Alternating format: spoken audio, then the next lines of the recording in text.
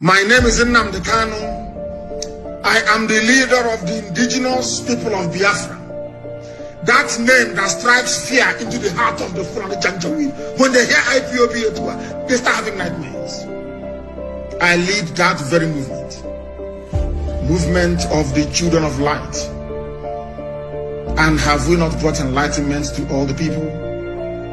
This very movement that heaven ordained must free the whole of Nigeria. Everybody must be free. And that light, the same way that the sun rises from the east, that light is coming from the east, as always.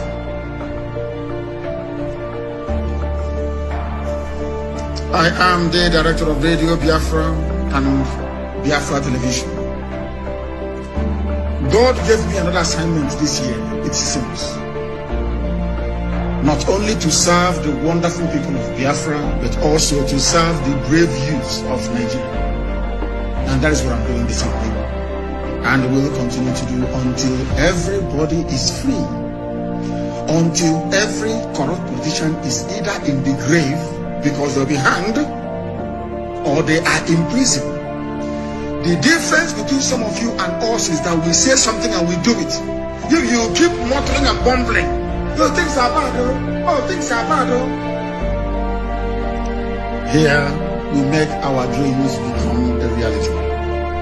Not because we have any strength. Not because we are better than any other person, but because Elohim is on the throne. I am always speaking the truth. You may not like it, but it is the truth.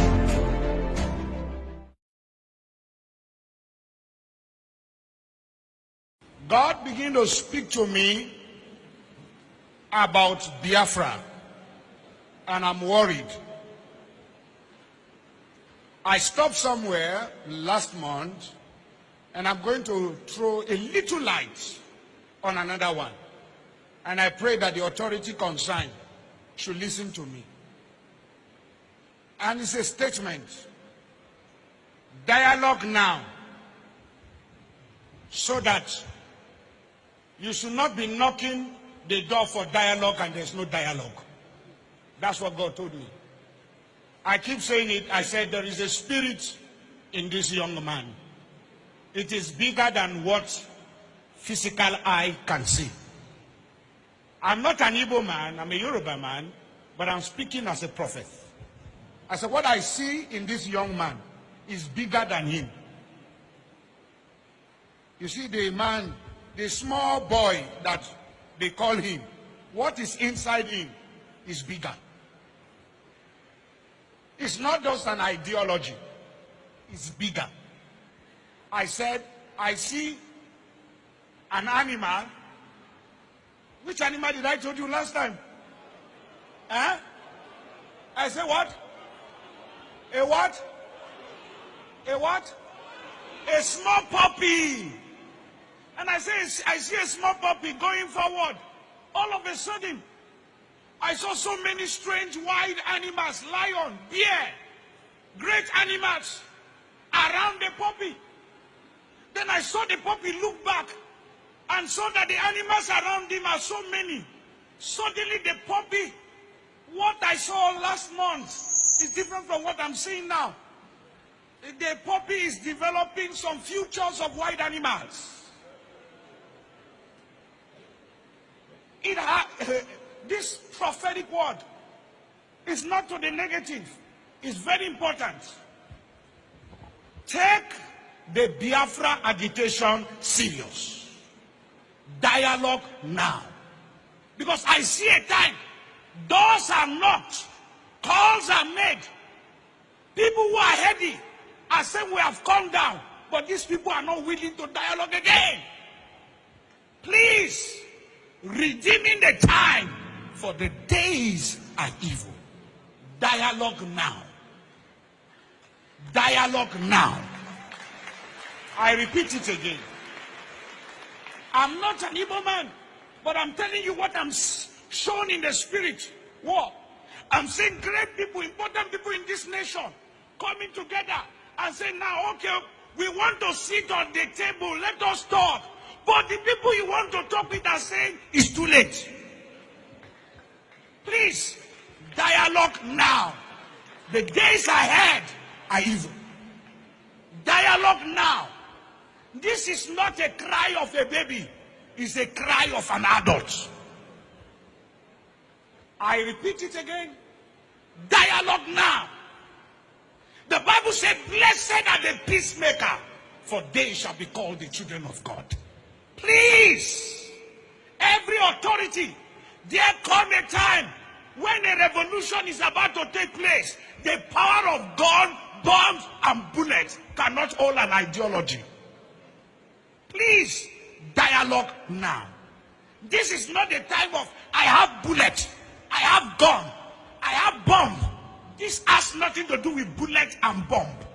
If you know what I'm seeing in the realm of the spirit, everyone in federal authority should take the Biafra agitation serious. If you are once a founding father of this nation, sit down around the table and listen to your children. Dialogue now.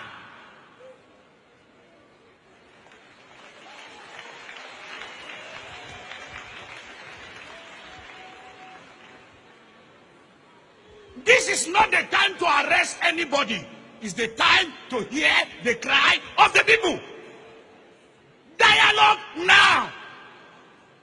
Because it's going to be the last resultant solution at the end. But when you are asking, when the king comes down from his throne and he's saying, I'm ready to talk, and everybody is throwing stone at you, then you will know that it is important to dialogue with honor and prestige and go out and there is peace in the land.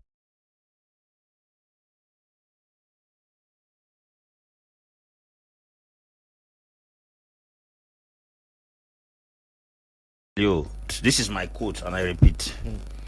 Poverty is not the absence of natural resources, financial resources, or human resource. It is the absence of leadership. Okay. I'll begin by saying that when greed, tribalism, ethnocracy, and nepotism encapsulate a group of people, no matter how rich they may be, they will never see the future. Africans that have had the heart to push the continent Africa to another dimension have been destroyed by Africans.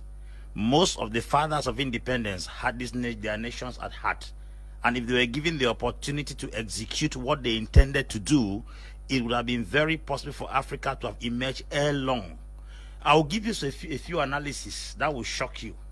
A country like Togo got independence from France under the leadership of Sylvanus Olympio. Olympio did not want the France CFA. Olympio created the Togo currency. But a man called Iyadema Nasingbe was used to eliminate, that is a Togolese, used to eliminate a Togolese that has Togo at heart. Iyadema Nasingbe killed Sylvanus Olympio. You go down to Burkina Faso, there is this guy called Maurice Yamiyogo. He was the one that gave them independence. He was annihilated. The person that came later after him, Thomas Sankara, in 1987, he was eliminated by Bless Biafra. You come to Central African Republic, there's David Dako. David Dako was to change the nation in another dimension, but a man called Bokasawa used to eliminate him. You go down to Congo Brazzaville, there's this guy called Maro Ngwabi. Ngwabi also was eliminated through a coup d'etat. Now, if you go down to Guinea Equatorial here, there was this guy called Masias Ngema. It was his own cousin, Obiangema Basoko, that was used to eliminate him. You go down to Ghana, Osage from Kwame Nkrumah had a good intention for the nation. It was Kotoko, his own clear neighbor, that eliminated him. You go to Nigeria, the guys of Nnamdi Azikiwe, they were eliminated by Paul close to them. Now, if you put it in a nutshell, you go to Mozambique, Samora Moise Machel, it was his close partner that eliminated him. The West, and I repeat, will never and ever have access to Africa until they use Africans. That's why I say what is eating the bean seed is within the bean seed. Africans are full with greed, full with ethnocracy, tribalism, and nepotism. And if nothing is done, we will keep on killing our best every year. As I talk to you recently, I would guarantee you all shorty that this guy Magufuli has convinced us against once more that Africa does not need any support out of the country.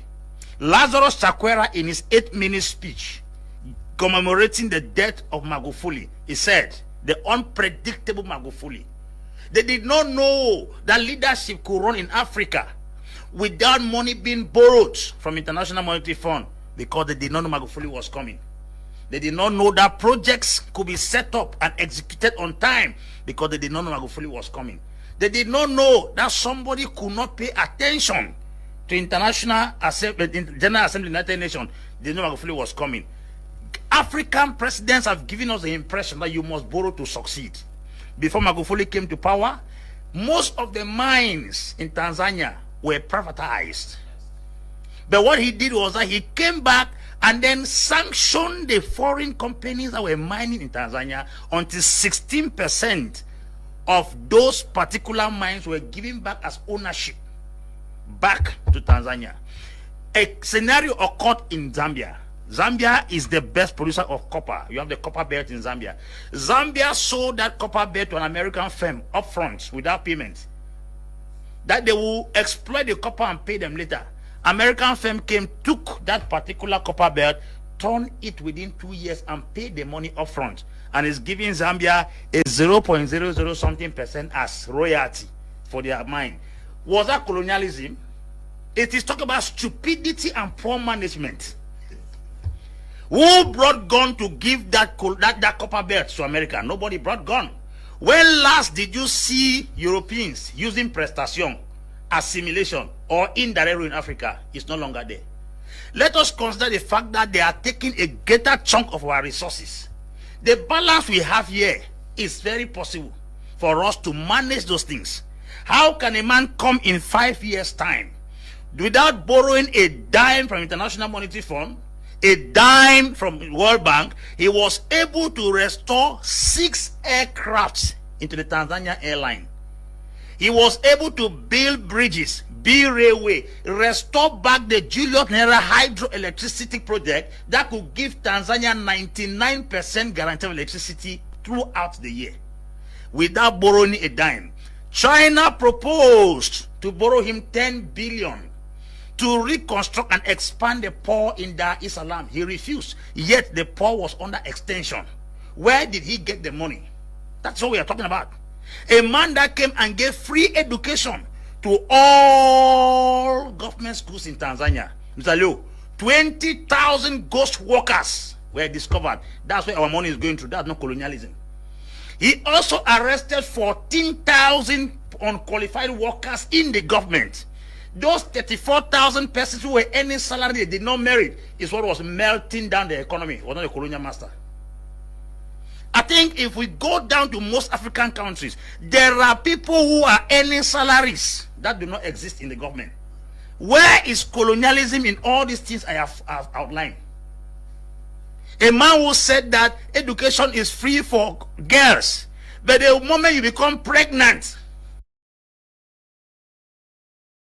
Great Biafrans, wherever you are, this very morning, afternoon, evening, or night, I welcome you to this very, should I say, special question and answer session on this very day, the 2nd day of April, the 4th month in the year of our Most High Elohim 2021. The time now is precisely 2 minutes past 7 a.m. in the land of Biafra. I said a.m., not p.m.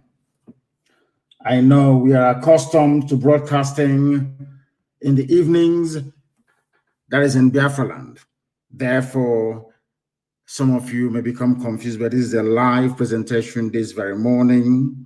We are live and we are direct on all platforms. I repeat, on all platforms, that we may preach this very gospel to the understanding and hearing of humanity wherever they may be at this time.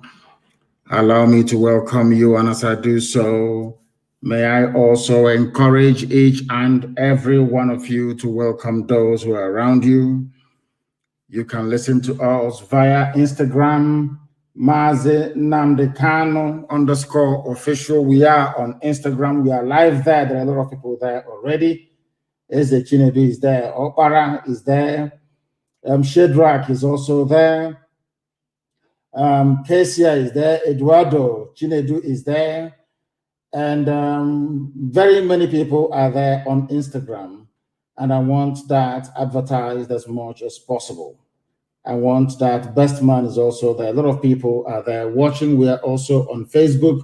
You know, Facebook with their suppression and restrictions, one of the most corrupt entities in the world. We are also there at Mazi Nnamdi Kanu. I'm broadcasting through a page that is not particularly well known, but I'm hoping this very morning that those of you who are there already will be able to spread this very gospel, that others may be able to join us on that very platform as well. We are on Twitter. If you go to my Twitter handle, official one, there are many fake ones being run by DSS, the Zoo State Police.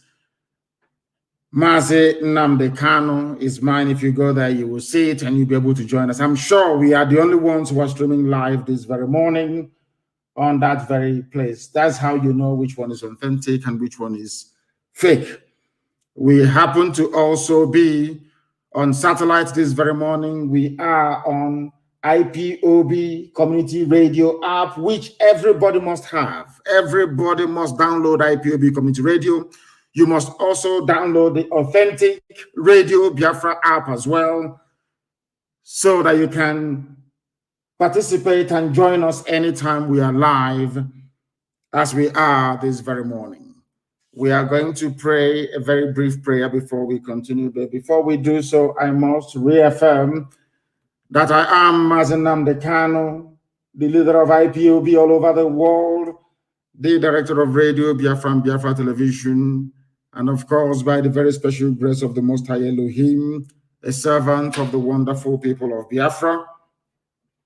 We are gathered this very morning to preach this very gospel, of course, to take your questions, and hopefully I will be able to provide all the answers that you need. But right now, this very second, we are going to pray.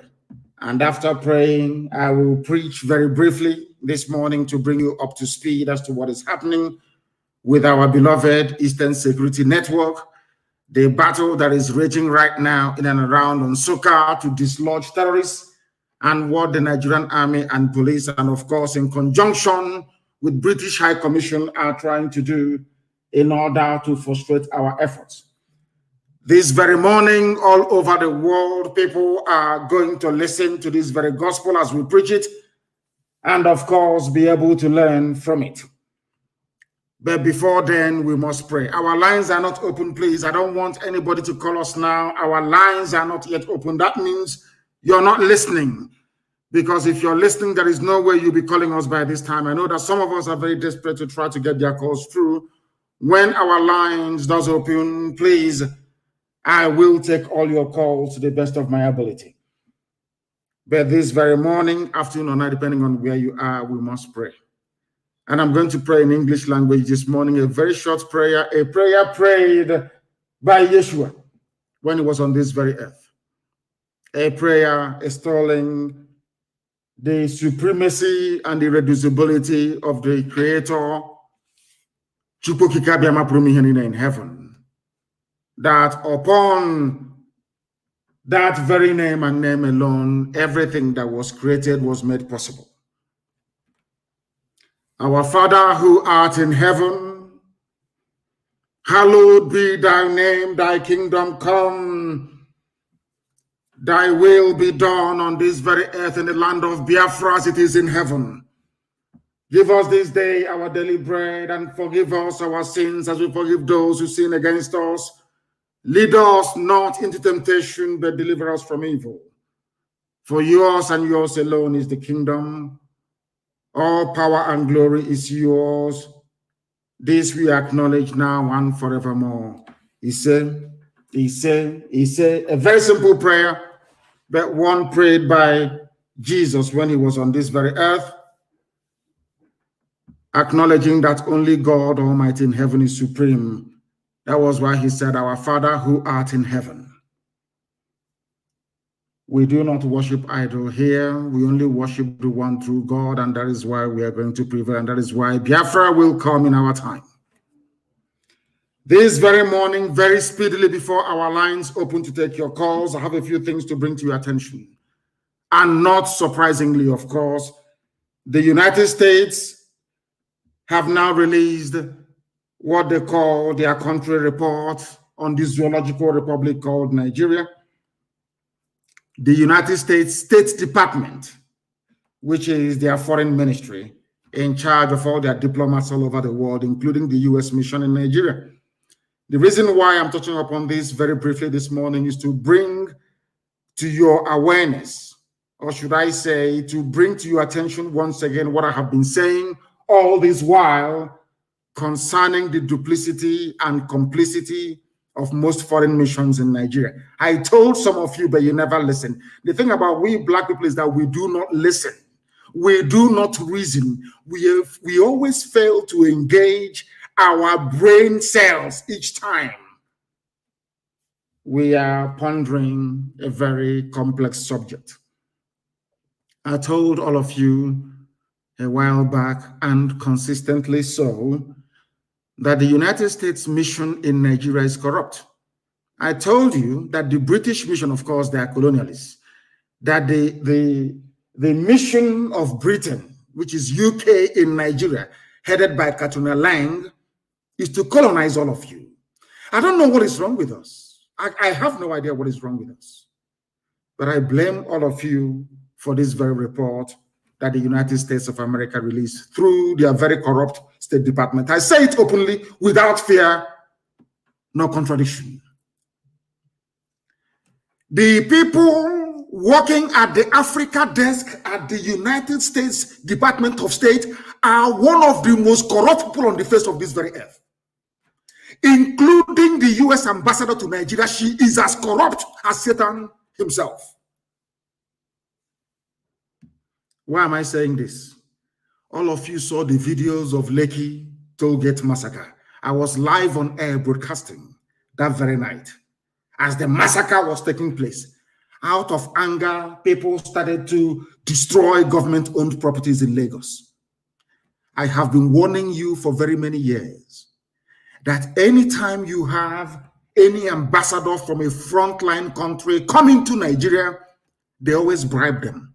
I warned all of you that the Fulani Janjaweed war chest, what I mean by is the money they have to fight to keep enslaving all of you in one Nigeria, is now over 30 billion US dollars. You thought I was joking. I also told you that they have not only bought over the entire diplomatic corps in Abuja, that they have engaged frontline, I mean top-notch consultancy firms all over the world with the help of the British to suppress every news coming out of Nigeria, to manage every information coming out of Nigeria, to condition the minds of the world that nothing is going wrong. But some of you paid little attention. And this morning, I want you to understand that if you do not pay attention to what I'm telling you, the consequences you will suffer will be very severe. And it has started this very morning. Do you know, after slaughtering and killing people around Lekki Tollgate, on that fateful day, that people, innocent people, were massacred. I don't have the precise date in my head. Despite all the difficulties that we've had with CNN in the past, but at least CNN did something. CNN tried as much as possible to present the truth. There was a CNN documentary, or should I say a mini documentary about Lekki Tollgate massacre. Do you know, surprise, surprise, do you know what happened? The United States of America have now released a report on Lekki Tollgate massacre. Do you know what they said in that report? They said that nobody was shot there, that people did not die at Lekki. Are you listening to me? They said that people did not die. And this brings home what I have been warning all of you, or should I say all of us trapped in that one zoo called Nigeria. Our liberation is in our hands. The white man will not help us. And I will tell you the reason why the white man can never help us. The white man, as they have always done, is using the Fulani to enslave. That's number one. They have something to, both of them came together and agreed on something. We need Nigeria. We need all the ethnic populations in Nigeria. Britain, everybody has an interest. British interest is that they love controlling people, is in their blood, is in their nature. They need people to control people who will be their slaves. That's number one. Secondly, they need access to our oil and gas for free. That's number two. Number three, they want to keep on giving the impression that black people are useless, incapable of reasoning, that we black people deserve to be controlled by white people. Understand what I'm telling you this morning, please. It's very, very important, because in time to come, the same way I'm reminding you this very morning as to the consequences of our stupidity, I will also go back and tell you, remember there was a day that I preached this very gospel live on Radio Biafra. I repeat, Britain wants to control you because they feel that they are God. They are white and you're black, you are nothing. That's number one. But because some of us are, did not have the benefit of sound or decent education, you may not appreciate what I'm saying. But in the fullness of time, you will come to understand. You will come full circle into the realization that what I'm telling you, what I have always told you, is the truth. And I preach it without fear before any idiot, regardless of how powerful you may think you are. What am I saying to you is this. Britain is in Nigeria because of oil and gas. They're in Nigeria to control you because you're black people. They are also in Nigeria to try to use it as an influence to control the entire black race all over the world, because they believe that Nigeria is populous. They have a lot of people in it, over 200 million people. And if they control them, perhaps they will be able to control black people all over the world. Because one, they see us as black people, we are niggers, we are nothing. That was why they named you Nigeria. Nigeria means land of niggers. That is what it means. An area occupied by niggers. A derogatory slur word, which people in their infinite stupidity have failed to change over the years. I may digress this morning, but please pardon me and try to follow my chain of thought and what I'm preaching this very morning.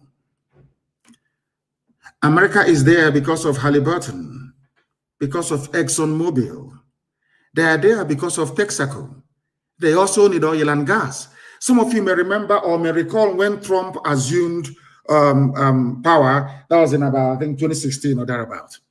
He said something that most of his friends go to Africa to make easy money. But he is not one of those people. I now want to tell you the reason why the U.S. State Department released this very abominable report on the killing of innocent souls in Lekki. I also want to prove to all of you this very morning, it doesn't matter how many black people are serving in any administration in America. It doesn't matter. These are people they have conditioned to hate themselves. And they are the ones that sanctioned these lies. I have lived with white people for very many years. I know the way they reason. Some of you may be shocked, saying, oh, why is he saying this morning? Let me tell you one thing. At any period in history, a majority of white people will always support what is good. I repeat, at each given point in history, it doesn't matter how dark that very phase is. A majority of white people are conscientious. They hate evil. It is only a minority, a very wicked, evil minority, that will support what is happening in the zoo called Nigeria today, like the Africa desk of the State Department in America. We have confronted them many times. I have asked them, why do you people support evil in Africa? USA, yes. It is not the entire USA. I'm not saying it is the Biden administration, no. I'm not saying it was the Trump administration before this one, no. There is a clique, a group of people, highly corrupt individuals, manning what is called the Africa desk at the United States Department of State.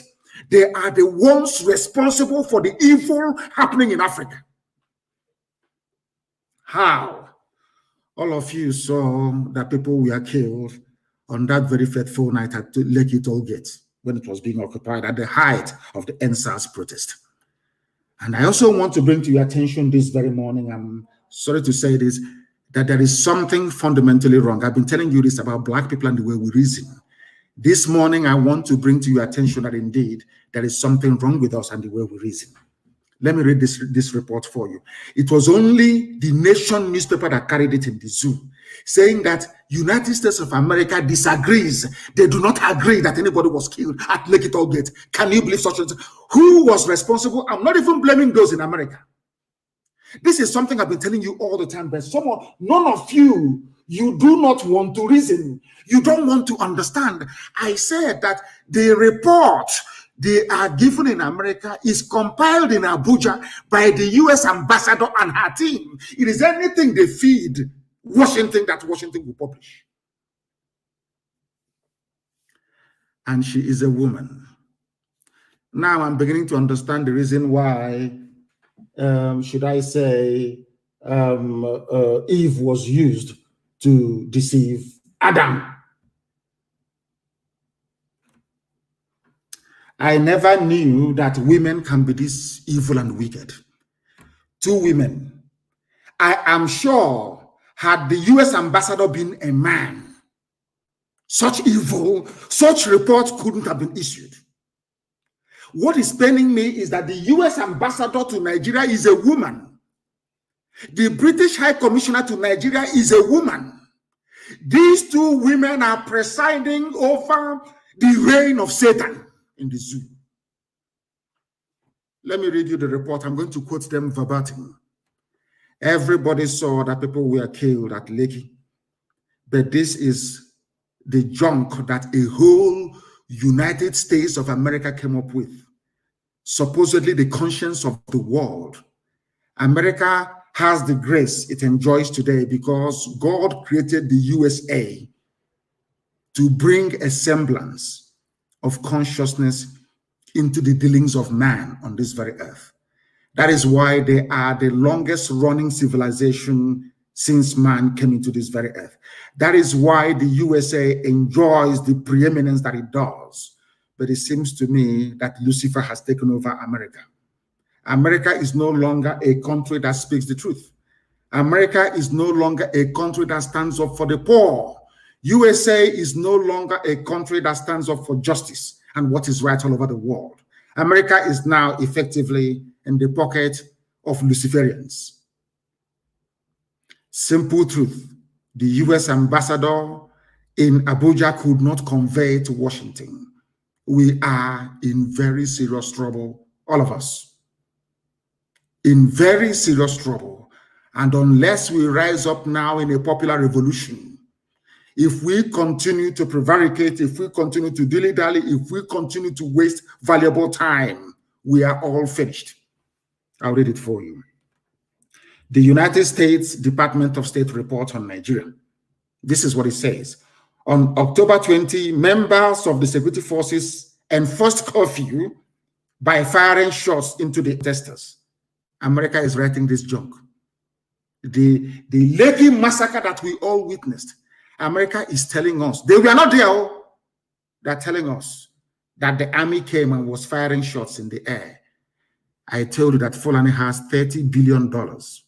They have bribed the U.S. ambassador to Nigeria. That is why this wishy-washy evil report was issued. They are all corrupt. All corrupt, all of them, they're all corrupt. I continue to read for you. Listen very carefully, please.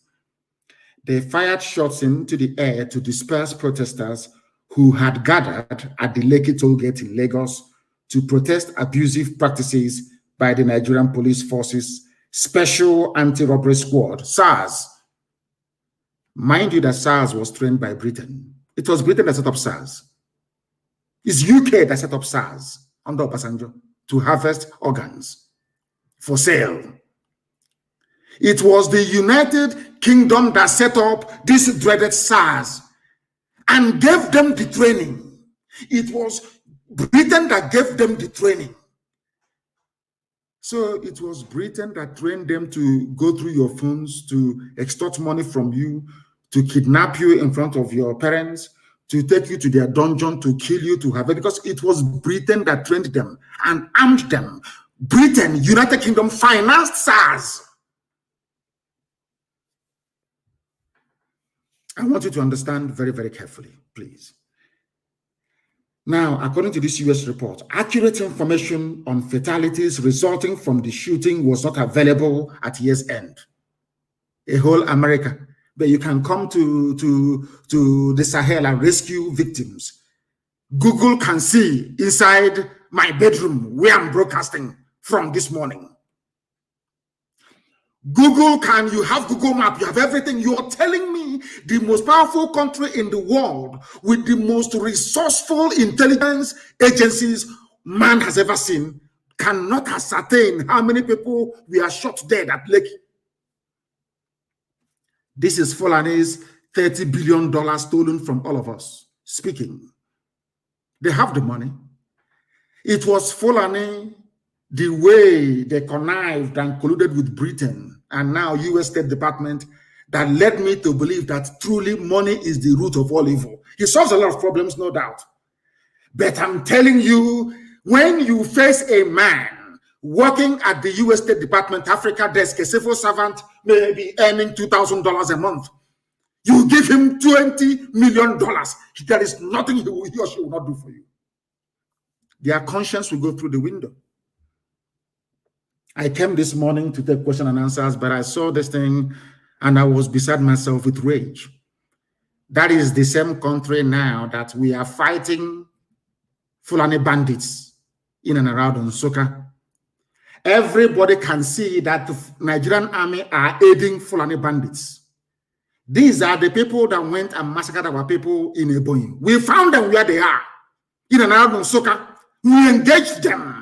We engaged them. Nigerian army came to fight on the side of terrorists and killers. Nigerian army fighting beside terrorists and killers to kill the victims of Fulani massacre. The State Department in America will not hear this because the US mission in Nigeria is corrupt, highly corrupt. They have been infected by the United Kingdom, infected by the British, highly corrupt. America is telling us this day that they do not know the number of people who were killed as at last year. That's what they're saying to us, that they have no accurate information. Amnesty International, a reputable, renowned, very cautious and conservative NGO, or should I say human rights group, reported that 10 persons died, according to this US report, during the event. But they did not take what Amnesty said. The US State Department, the American ambassador now in Abuja, a woman, the US State Department Africa desk, not the whole US, Africa desk inside this, they are so corrupt that they could not even acknowledge the very conservative estimate given by Amnesty International. That is how corrupt they are. Amnesty reported, conservatively speaking, that 10 people were shot dead. Do you know that US State Department basically ignored that very report by Amnesty International?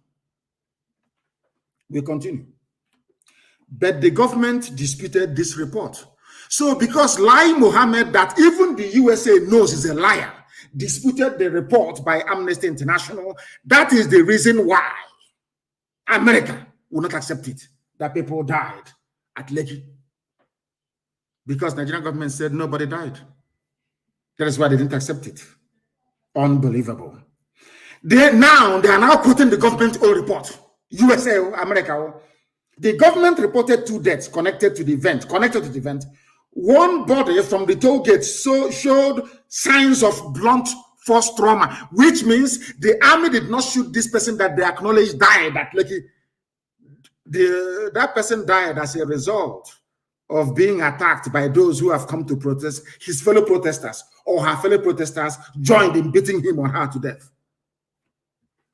Do you know why they're playing with us like this? This is an example of what they do when they come for their so-called election observance, electoral observance. When they come, they will see blatant fraud.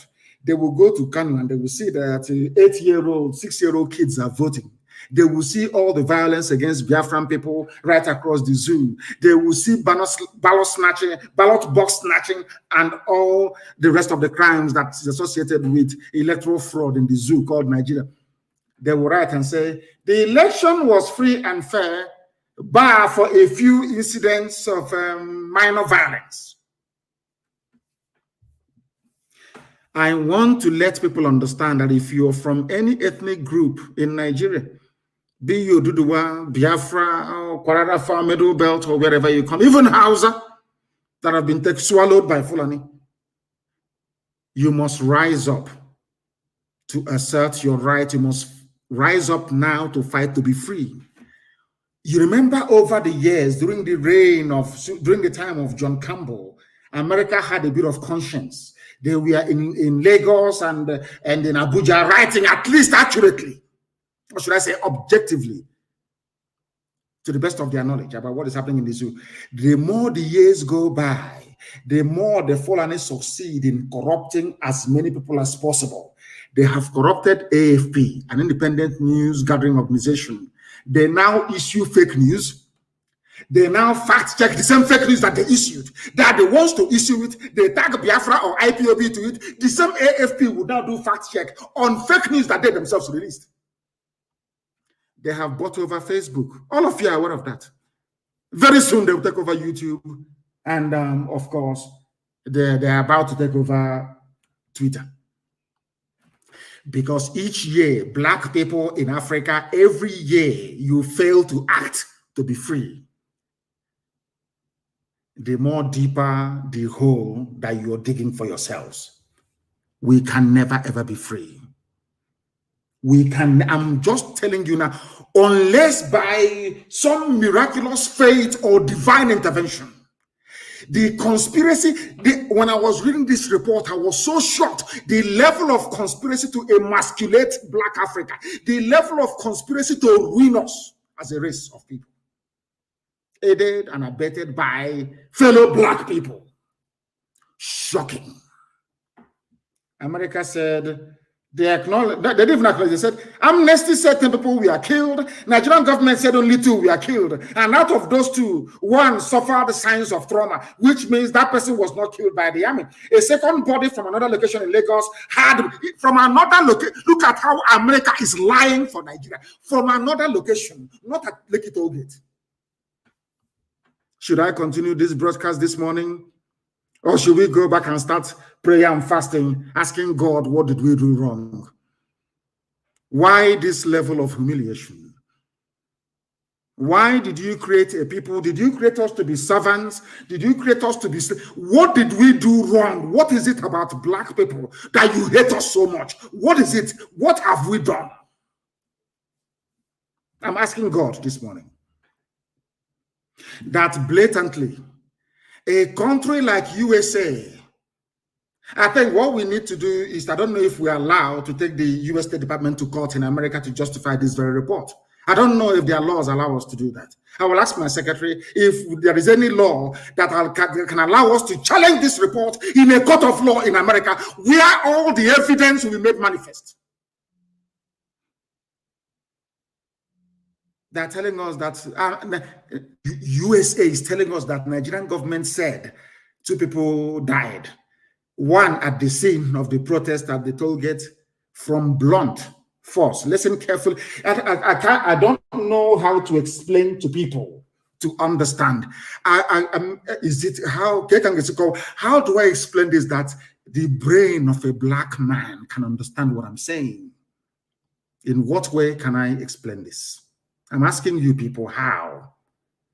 Now listen, America is effectively absolving Nigerian army of any blame for the shooting at Lekki Toll Gate because they know that the person that actually gave the order to kill the protesters is Katrina Lang, the British the UK High Commissioner to Nigeria. That afternoon, she was with Tinubu. Before she left Tinubu's house, a lorry load of thugs from Tinubu's APC left Mushi with cutlasses, axes, and machete to go and attack protesters. And that evening, the army opened fire on protesters.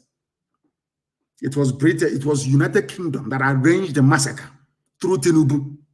We all know this. All of you listening, you know.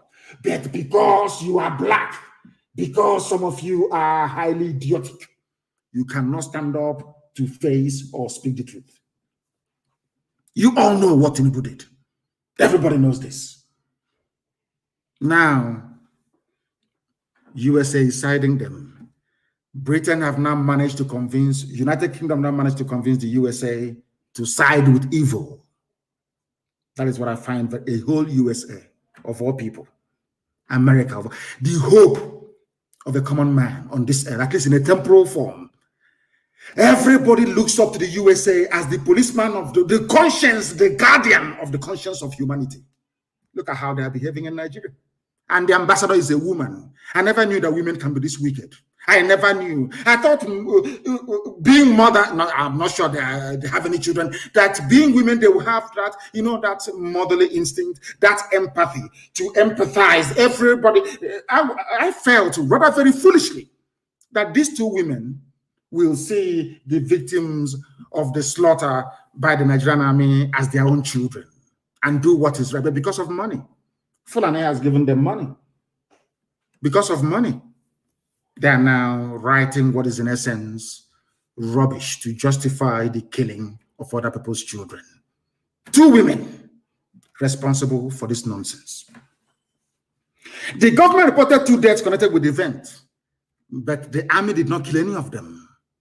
The one found where the army stormed died of trauma, which means if it were the army or if it were to be the army that shot him or her dead, you would have seen bullet wounds on the body. The one that had bullet wounds was recovered where the army did not go to.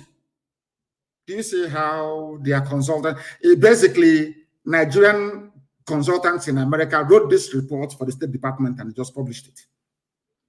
And we are all black people in Africa. Every day we claim we are suffering. Every day we claim that our quality of life is so poor. Every day we claim we're impoverished, but we are the ones responsible for bringing this mess on top of our heads.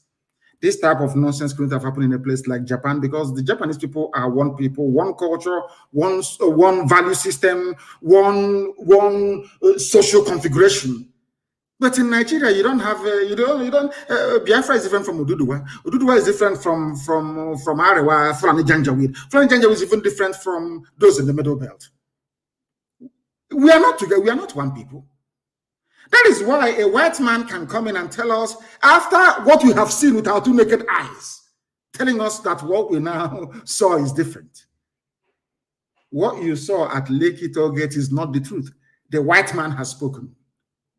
I weep for we black people, and I weep for Africa, because the problem is that it's like a black man enjoys suffering. A black man loves to be subjugated. It's like a black man loves to be a slave.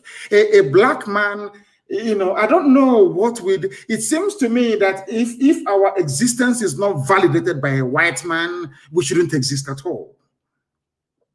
Lies by U.S. State Department Africa desk. A second body was found somewhere outside Lagos that had bullet wounds. I'm reading you the report itself. The government acknowledged, according to the United States government, acknowledged that soldiers armed with live ammunition were present at Lekki Tollgate. Now, who shot those people that Amnesty said died? Let's say 10, for instance. It's still not the army. At year's end, the Lagos State Judicial Panel of Inquiry and Restitution continued to hear testimony and investigate the shooting at Lekki Tollgate. That's the end of that's it. End of story. And let me tell you how evil these people are. I want to tell you how evil the Africa desk at US State Department. I want to tell you that these people are demonic. They are demonic. They are possessed by loose. They are demonic. Satan is working with them. There's another section called disappearance. I'll read the report for you as well. In August 2019, to mark the International Day of Disappeared, Amnesty International issued a statement calling on the government to release immediately hundreds of persons who had been subjected to enforced disappearance and held in secret detention facilities across the country without charge or trial. They are talking about Biafrans airlifted from Obibo, but they cannot say it. Because if they say these are Biafrans airlifted from Obibo being held in secret detention facility, the world will ask questions regarding Biafra. So they never mentioned any names. Are you following? Now, they just gave only one paragraph to this. What the Nigerian Army, Police, DSS are doing. This is from America. Only one paragraph. Now, they proceeded to say, criminal groups, this is America, criminal groups abducted civilians in the Niger Delta. They never mentioned the North. They never mentioned Fulani bandits kidnapping every day. Every day, the first place they jumped was Niger Delta, which is Biafra land. They cannot say Biafra, so they say Niger Delta, because the idiots that call themselves Niger Delta don't understand the divide and rule mentality that these people are using to cage them in their ignorance. That is why Ogoni has not been cleaned. Nobody can ask, why is it that Ogoni land has not been cleaned after all these years? They fail to understand one simple fact. If you allow yourselves to be divided, it makes it easier for your enemies to conquer you. If you're a conquered people, why would they clean Ogoni land if you're a conquered people? Now listen, the one paragraph to what Nigeria is doing, kidnapping, locking up people and executing people extrajudicially. Now they say criminal groups. They never refer to Nigeria as a criminal group or kidnapping people. No, not at all. Once you're kidnapped by the Nigerian state, you are a victim. You are gone. America will not look for you. It's even Britain as encouraged. United Kingdom are the ones encouraging the Nigerian government to do it, to put fear in people so you cannot fight for your right. Now listen, they said criminal groups abducted civilians in Niger Delta, the Southeast. Have you heard them now? And the Northwest. What Fulani bandits are doing in the Middle Belt, in Benue and Plateau, America did not mention it. I want you to remember again what I told you before about the $30 billion war chest El Rufai and his team they have at their disposal to bribe anybody bribable in the world. Let's say you are Biden. Are you going to say no to a $1 billion bribe from Nigeria? The answer is no, you will take it. You will take it. I don't care who you are, you will take it. That's what they're doing. Do you know America said that people in the Southeast are kidnapping people and abducting them for ransom? I want the US ambassador to tell me the day that any group from the East, I mean Biafra land, kidnapped anybody and said pay us ransom. Where? What date? They don't have any. But we are here. They said we are bandits. Do you see how they lie? And this report, because it was written by white people, you know, they see we black people as liars, and so sometimes with some justification, of course. Because this report was written by white people, it is gospel.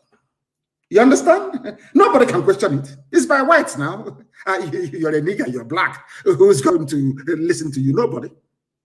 After all, as their warped reasoning convinces them, you're black because God hates you.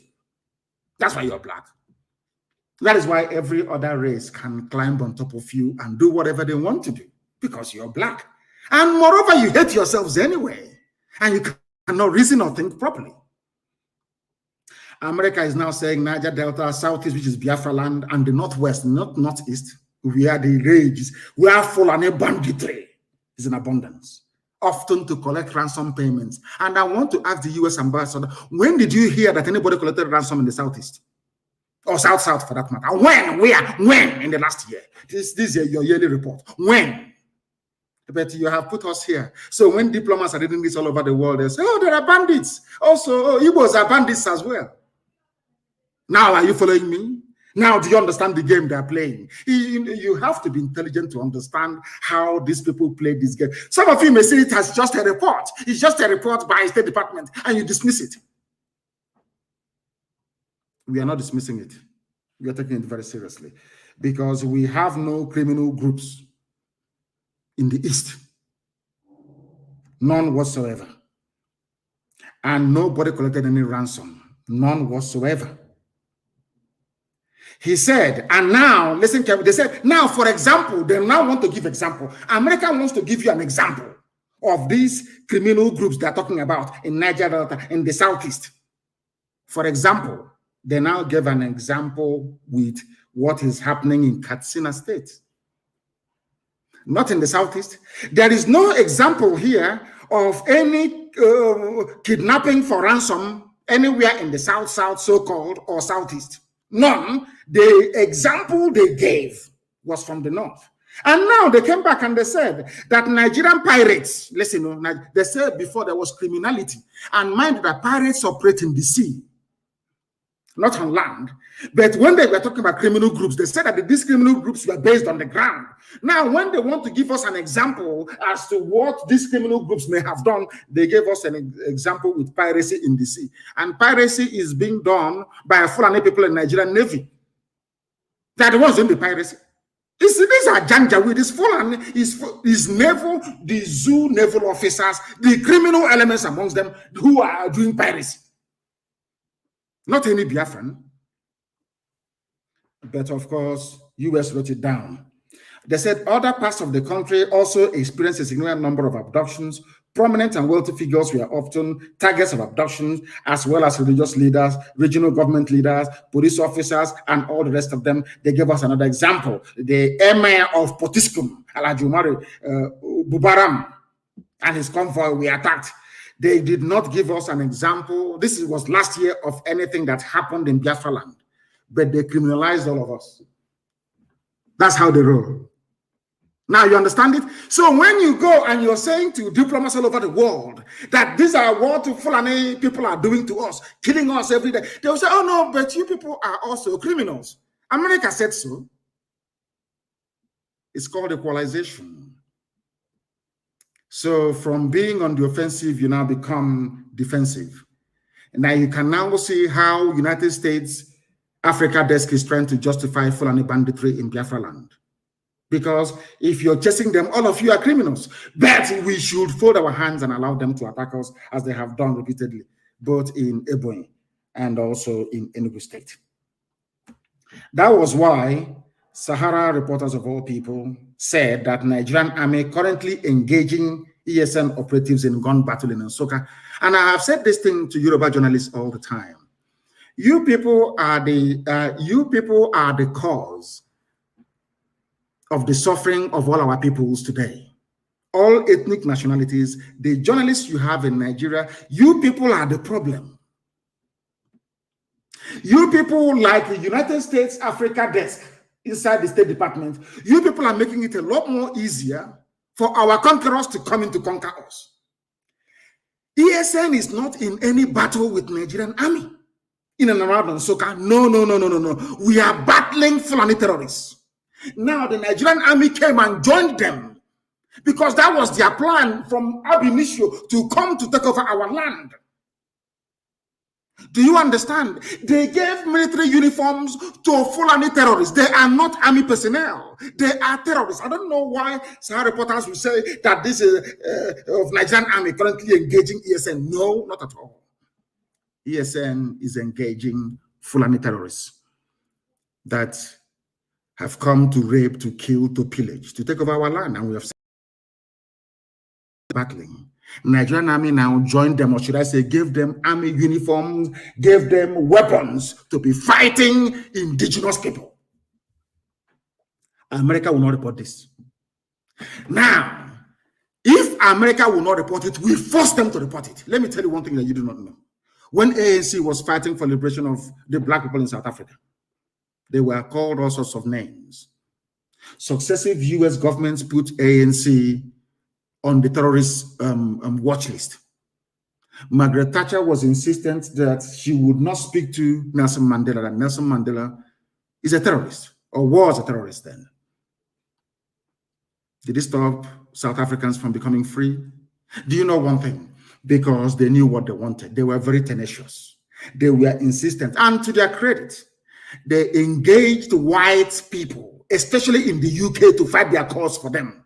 It wasn't black South Africans or black people in the UK that fought to collapse apartheid. No, white English men and women, white Scottish men and women, white Welsh people, white Irish people came out and said evil is evil.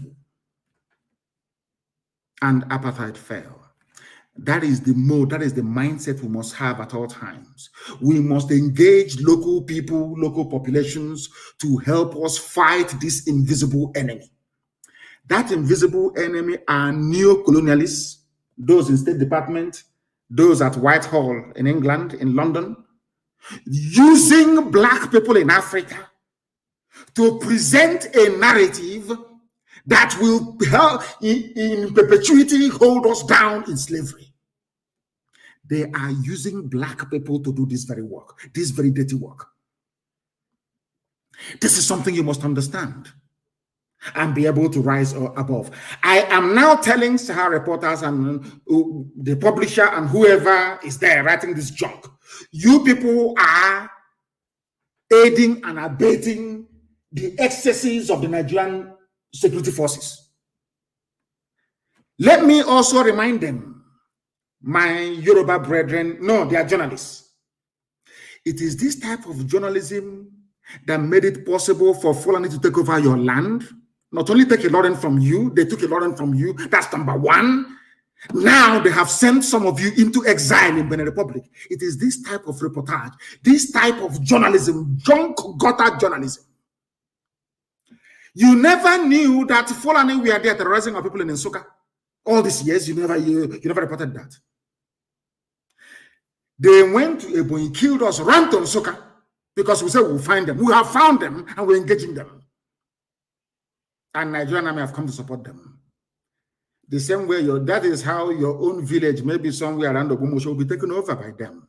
You know the funniest thing? Shame won't even allow you to report it. That's why I say to Yoruba journalists, you say, the more you write all this, your junk in support of Fulani Janjaweedism, the day they attack you, shame won't allow. That is why there are Yoruba people in Benin Republic as refugees, but you cannot write about it because you are ashamed of yourselves. These are the things you need to understand. And as I have said before, and I'll continue to say, black people should stop allowing themselves to be used by white people to work against their own collective national interest or survival as a people. Any day we realize this, we would have survived it. Now is the time for uprising. America will not save you. Britain will instead, they will join your oppressors to kill all of you. We must rise up. And the time is now. They said troops of the Nigerian army are currently battling gunmen suspected to be, we are not gunmen. We are Eastern Security Network securing our land against Fulani Janjaweedism, or should I say, Janjaweed tendencies. The Nigerian army have joined them. That is why anywhere you have Fulani terrorist camp, nearby is a military barrack. Across the entire length and breadth of Biafra, anywhere you have the Nigerian army, nearby is a Fulani terrorist camp. And these are people they told us are from Niger, they're from Senegal, they're from Gambia, they're from Chad, they're from Niger. They're not Nigerians, mind you. That's what they told us in the beginning. I don't know where our brain goes to sometimes. I have no idea what happened. Hey, Lord have mercy. I have never seen a more idiotic race. I have never seen. How can will a white man allow himself to be used against his own country? Black people, why can't you reason? Why are you allowing yourselves to be used? Is it because there is something demonic inside you? Is it, what is it about you people? What is it about you people that you can never ever understand? What is wrong with you people? I ask. What is wrong with you people? Blacks, what is wrong with you? That you can never reason very well. May Lord have mercy upon you. So those of them writing and saying ESN is battling the army joined them, and we need to battle them. You're joining terrorists to come and kill our people in and around Nsukka, in fact, Enugu and Ebonyi. And you want us to keep quiet? You must be dreaming. You must be joking. So we can go on exile to maybe to Ambazonia and become refugees inside Ambazonia. Is that what you want? As Yorubas are now refugees in Benin Republic. Yoruba journalists, have you seen what you've done to yourself? Out of shame, you cannot report what is happening to your people, what the Fulanis are doing. Out of shame. And it's like a virus. The more you ignore it, the more it's eating inside you. The day they come out in the open, Yoruba land is gone.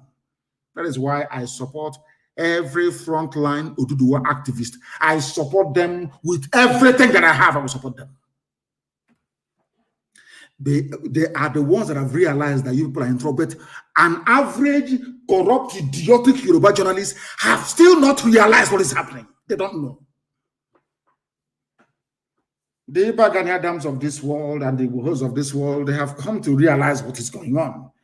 But your average Yoruba journalist is still living in a fool's paradise. In a fool's paradise. That's something you must understand. So I want to correct this stupid thinking that we are battling the army. No, we are battling terrorists. If they're in Nigerian military uniform, if they're in front of us, ESN will battle them. ESN will battle them. All that time they were saying, oh, don't form Amoteku. Amoteku is bad. Yeah, our country, our unity, our unity. They were busy planting Fulani terrorists in Yoruba forests. You don't know that?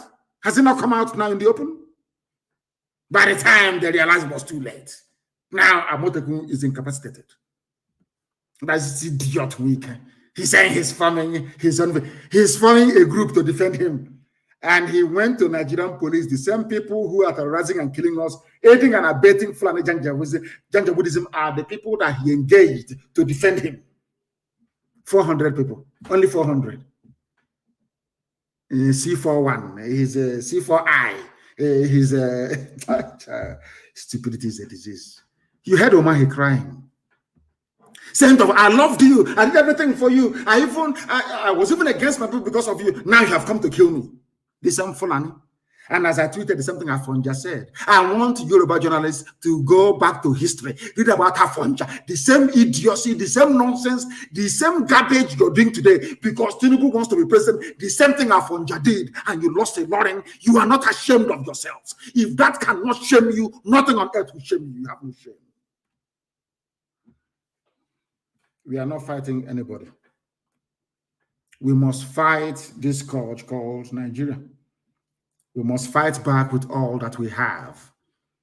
Nobody is going to save us but ourselves. I'm telling you, nobody. America is gone. America is now a nation without conscience. That very grace that God gave to USA, they are misusing it. And they will take it from them and give it to China.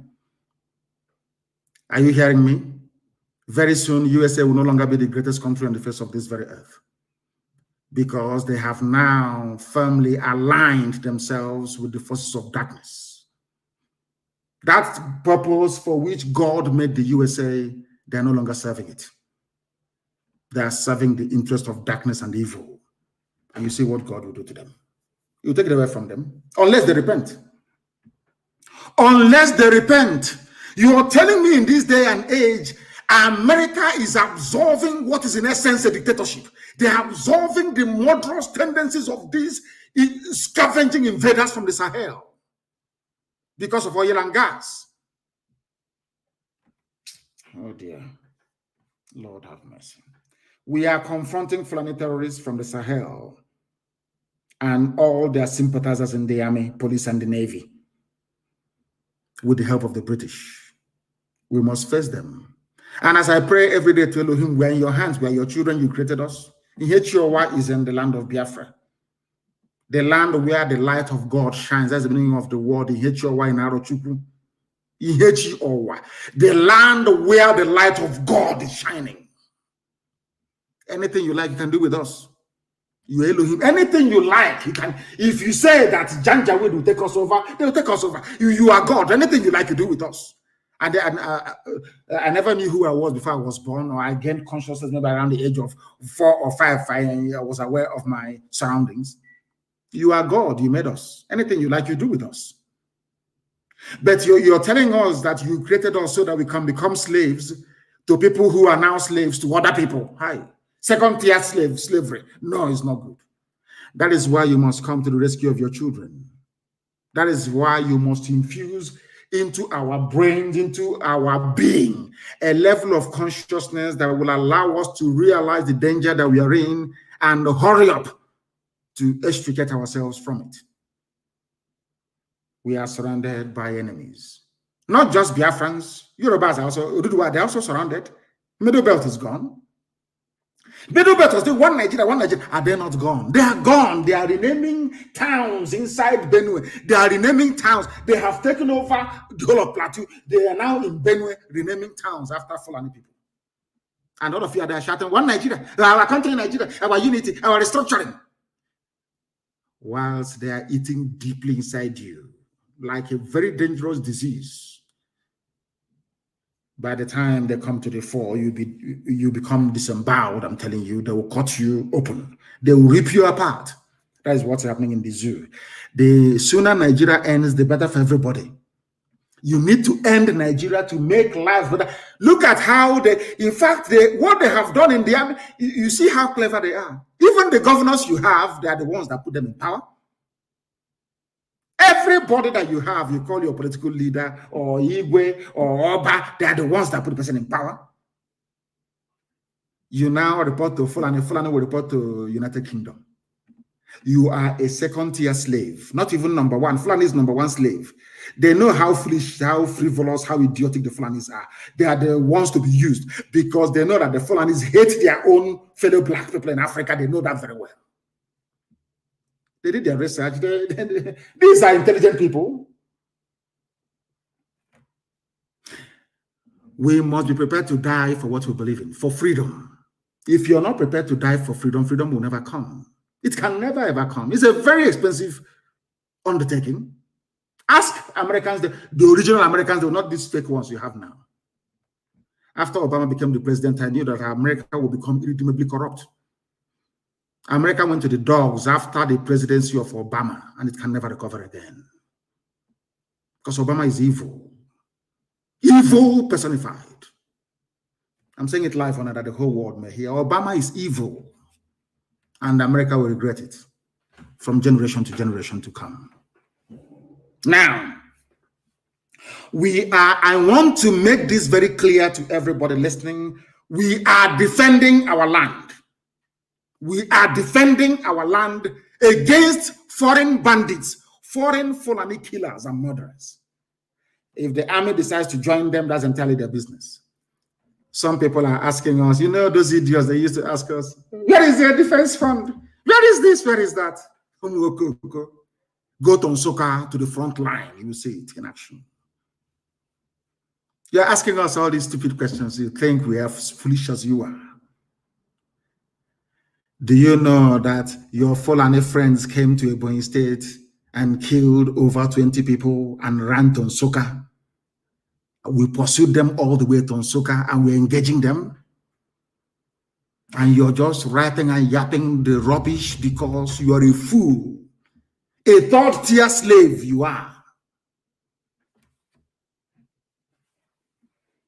Third-tier slave. And in Saudi Arabia, the Nigerian government they're helping Niger Republic people. They build railway for them. They do everything because the dead Buhari is from Niger Republic, in whose name they are ruling you. Come out and say that Buhari is dead. None of you. No. God forbid you people. You know, now I know the reason why. Was it Jesus that said in the Bible, from those who do not have, they will take and give to those that have. You know, black people will have nothing, at least mentally. But they're taking from us and giving to white people. You understand it? Because our foolishness is beyond redemption. They're helping Niger. You see, it's in the news. Evacuation in Nigeria consulate. They are processing the one for Niger citizens first before their own people. And what's happening to this? They are slaves, they are housemaid, they are slaves in Arabia. Voluntary slavery. Black people without shame. We have no shame. That's why things are the way they are with us. And those of them saying, count us out of secessionism. We are indigenous people, we are aborigines. That's what they said to Yoruba. Now they are refugees in Benin Republic. You people are fools. You can't reason very well. That's what they will say. Oh, we are on our own. We want to be on our own. Whereas Sokoto Caliphate, they claim are together with Hausa. All these dancing naked in public that you people are doing, are they doing it? They said, we are from Bayelsa, Rivers, Akwa Ibom and Cross River, Black. Coastal Aborigines say they are not in support of agitation for secession. And I keep asking them, people talk this nonsense, idiotic white people talk this rubbish about secession. Nigeria became a country in 1960. People were born in 1950, 1940s, 1930s. How can they secede from something that they're older than? I don't know where our mentality, God forbid, what is wrong with the brain of a black man? How can I secede? I am older than something you're telling me to say I'm seceding from. My father, my mother, my grandparents, all of my uncles, they're older than Nigeria. Nigeria is only older than me by only 7 years. I am older than my people, my uncles are older than Nigeria. How can they secede from something that they're older than? So who were they before this secession rubbish came into being in 1960? Do you see how you people denigrate yourselves? Do you see how you insult yourselves? Do you see how you make a mockery of your education? Secessionist.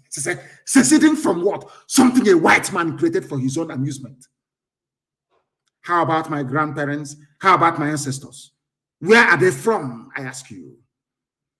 I ask you, where are my ancestors from? I am seceding from something that was formed only in 1960. The entire cabinet of Nigeria is older than Nigeria. Who were they before Nigeria was formed in 1960? I'm asking you, talking about secession. I am asking you a simple question. Can you answer it? You cannot answer because you're black, you're stupid, you're idiotic, you have no brain. You cannot answer it. Can you? How can I secede from something that was born in 1960? God have mercy upon your ignorant souls, you black people. You are a shame, you're a disgrace to even your own selves. Secession. Seceding from what? I'm asking you. Something a white man created, and you're not even ashamed of yourself to use the word secession. Mad people everywhere. Black. That's how they deceive you. The day they come to take your land, they'll be crying like a little baby. The history of Hausa people are there to remind you how not to treat the Fulani. The history of the Wagi people is there. The history of Nupe people is there. The history of the Bachama people, they are there for you to see, to learn from. You have history that you may learn. The history of Afonja in Yoruba land is there for you to learn how the Fulanis behave. But idiotically, you will never understand because you're black and you're useless. You are created by a white man. Nigeria is a product, is a racist product of a white man. You idiots, understand it for once.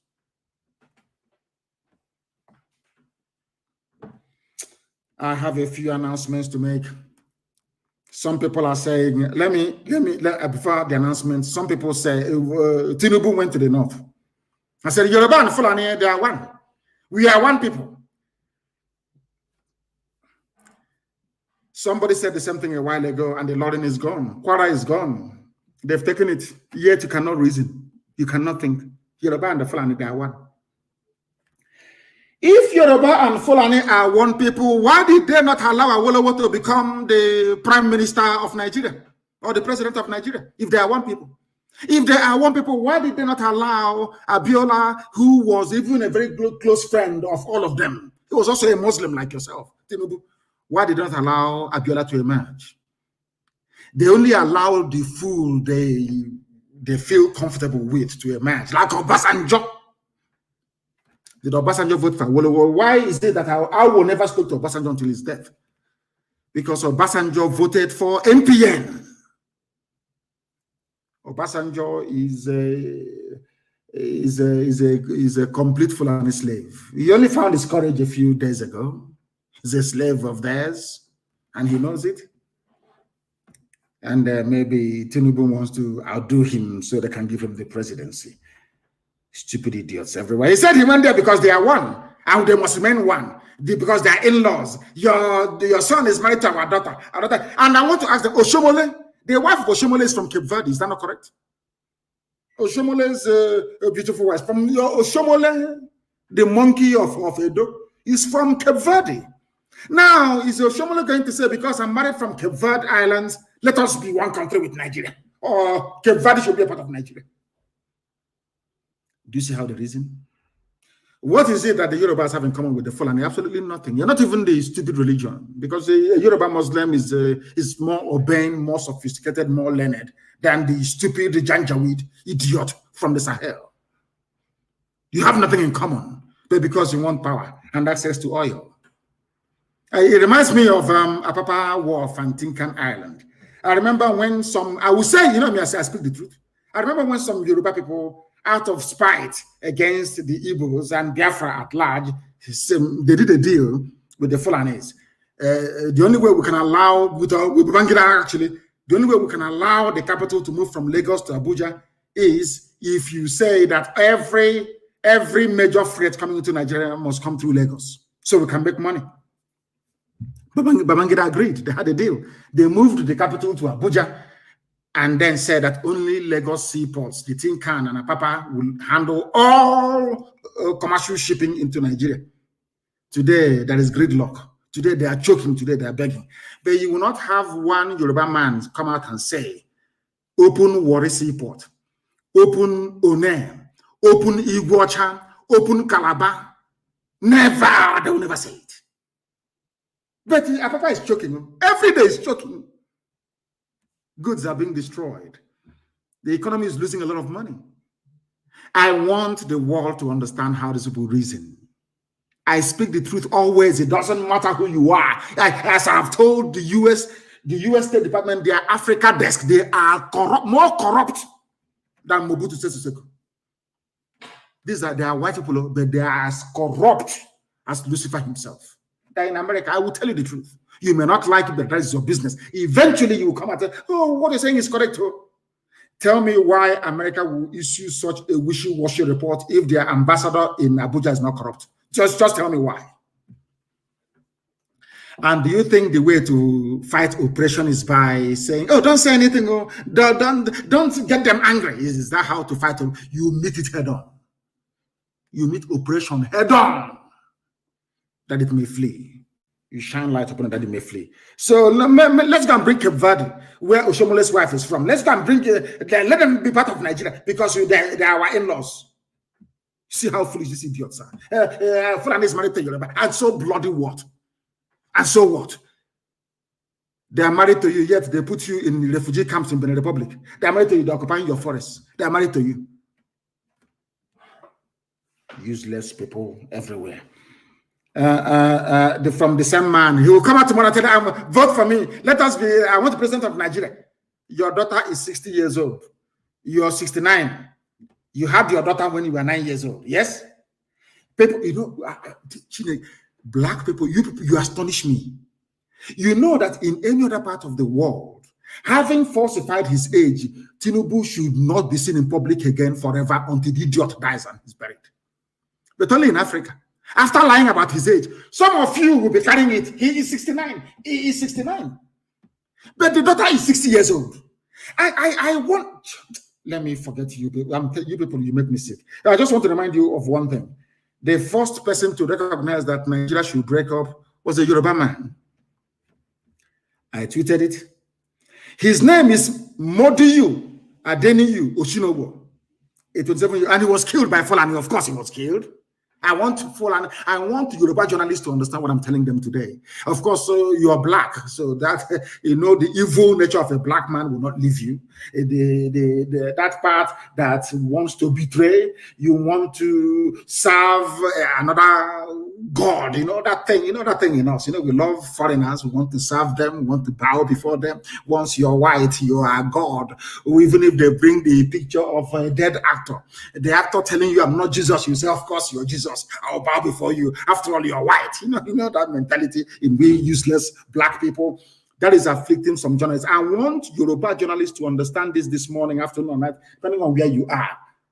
The first man to call for the division of Nigeria was a Yoruba man, Mr. MAOBI N Oshinowo.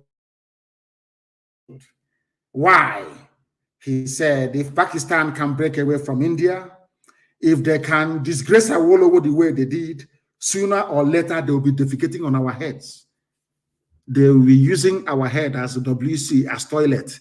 This man said this thing in 1960, as you were celebrating your useless flag independence. A Yoruba man, a visionary, MAOBI N Oshinowo said, if we allow this nonsense to continue, they will come into our land and they will take it. And it's happening to you today. And Yoruba journalists is really that. Prescribed IPOB, prescribed our nation, our country. Zoological Republic of Nigeria, a Yoruba man. Let me use your term, secessionist. The foremost secessionist in Nigeria is a Yoruba man, Mr. MAOBI N Oshinowo. I tweeted it. Go to my Twitter, you will see it there. Because you don't know history, you have no regard for knowledge and education. But here we educate you, we enlighten you. We bring to your understanding things that you would rather not know about. You run away from it, we bring it to your attention. Pakistan was with India, Bangladesh, all of them. Very soon, Kashmir will be free. We are not one people. Why don't you get into your skull? Britain had all of them together as one country, as one India. They said, no, we are not together. They said to the white man, with due respect, we are not the same people. Hindus are different from Muslims. Pakistan is not the same as India. They left. Bangladesh left. Everybody on their own. And that is, of course, relative peace and quiet. You bring some vandals, some blood-sucking demons from the Sahel. You bring people who believe in monarchy, in bowing down before somebody. You bring Republicans from the East. You join them together as one country. Why don't you go bring Saudi Arabia and bring them into the United Kingdom and sell it to be one country? You see if you have peace in one day in your life. All of you read the Bible, you don't know anything from it. You read the Quran, you learn nothing from it. Funny enough, the Torah is also the Quran and also the Christian Bible. The same story everywhere. You are in the Quran, you claim you are Al-Majri, you claim you are Janjaweed, you are in Islam, you go to Mecca, you come back. But in the same book you're reading, Abraham called the nephew Lot and said, if we continue to stay together, your cattle is expanding, mine is expanding, your household, one day there'll be a clash. The same way they're not having a clash between Fulani bandits and the Eastern Security Network. Don't you have the Bible? Don't you open your Bible? All of you claim you're religious, isn't it? Those of you claiming one Nigeria, let's say they're seceding. I want you to please go and open your Bible. As foolish as you are, open your Bible, open your Quran this morning. In the zoo, open it. Abraham was related to Lot by blood. By blood, I said by blood. At the time, Abraham said to Lot, his own flesh and blood, if we continue to stay this way, your headsmen will clash with mine, and there'll be trouble and bad blood between us. In order to avoid it, please, you are my own brother, my own flesh and my own blood. Let me divide this land into two. You, first of all, take one, and I will take the other one. That peace may reign. It's in your Quran, isn't it? But you want one Nigeria. Can Nigeria really contain all of us? The answer is no, because Nigeria was created by Satanists, a demonic white man and a deranged, a drunkard, a deranged white woman. You will never learn, will you? Here we preach the truth, the whole truth, and nothing but the truth. You may not like it, but eventually you come to appreciate it. And I want to warn that Eastern Security Network do not issue any telephone threats to anybody. We don't threaten anybody. Our job is to defend our land, not to threaten anybody. If you have received any calls from a few pranksters, maybe it's April Fool, talking rubbish on the phone to you, please ignore them. It is not Eastern Security Network. We are the most disciplined, standing defense force we have in the whole of Africa. Disciplined to the core. Disciplined to the core. Our job is to repel the invaders into our land. Nothing more, nothing less. This US report reminds me of what the UK did. They profile you for destruction. The same way they profiled Biafrans, they caused the coup, that the reason why Nigeria is not going forward, so that they may slaughter us. The same thing they're doing today, saying that there is banditry in the southeast. When they fail to say it's the Fulani people coming to kill us and funding ourselves. And I want to make a very special announcement, please. Please, please, please, please, please. All those raising funds for ESN must remit such, because we are fighting. You can see we are fighting on multiple fronts every blessed day, defending our land. We need it. We need support and help every blessed day. Any bullet we discharge doesn't come back. We have to buy another one to replace it. It's common sense. You know, we are black people. I need to explain this so we can understand. We buy bullets to defend our land. We buy guns and everything. Any bullet you fire, that bullet doesn't come back again. You need to buy another one. Just to have that in mind. If you have raised funds for ESN, you must remit it, please. Or else I'll announce your name on air.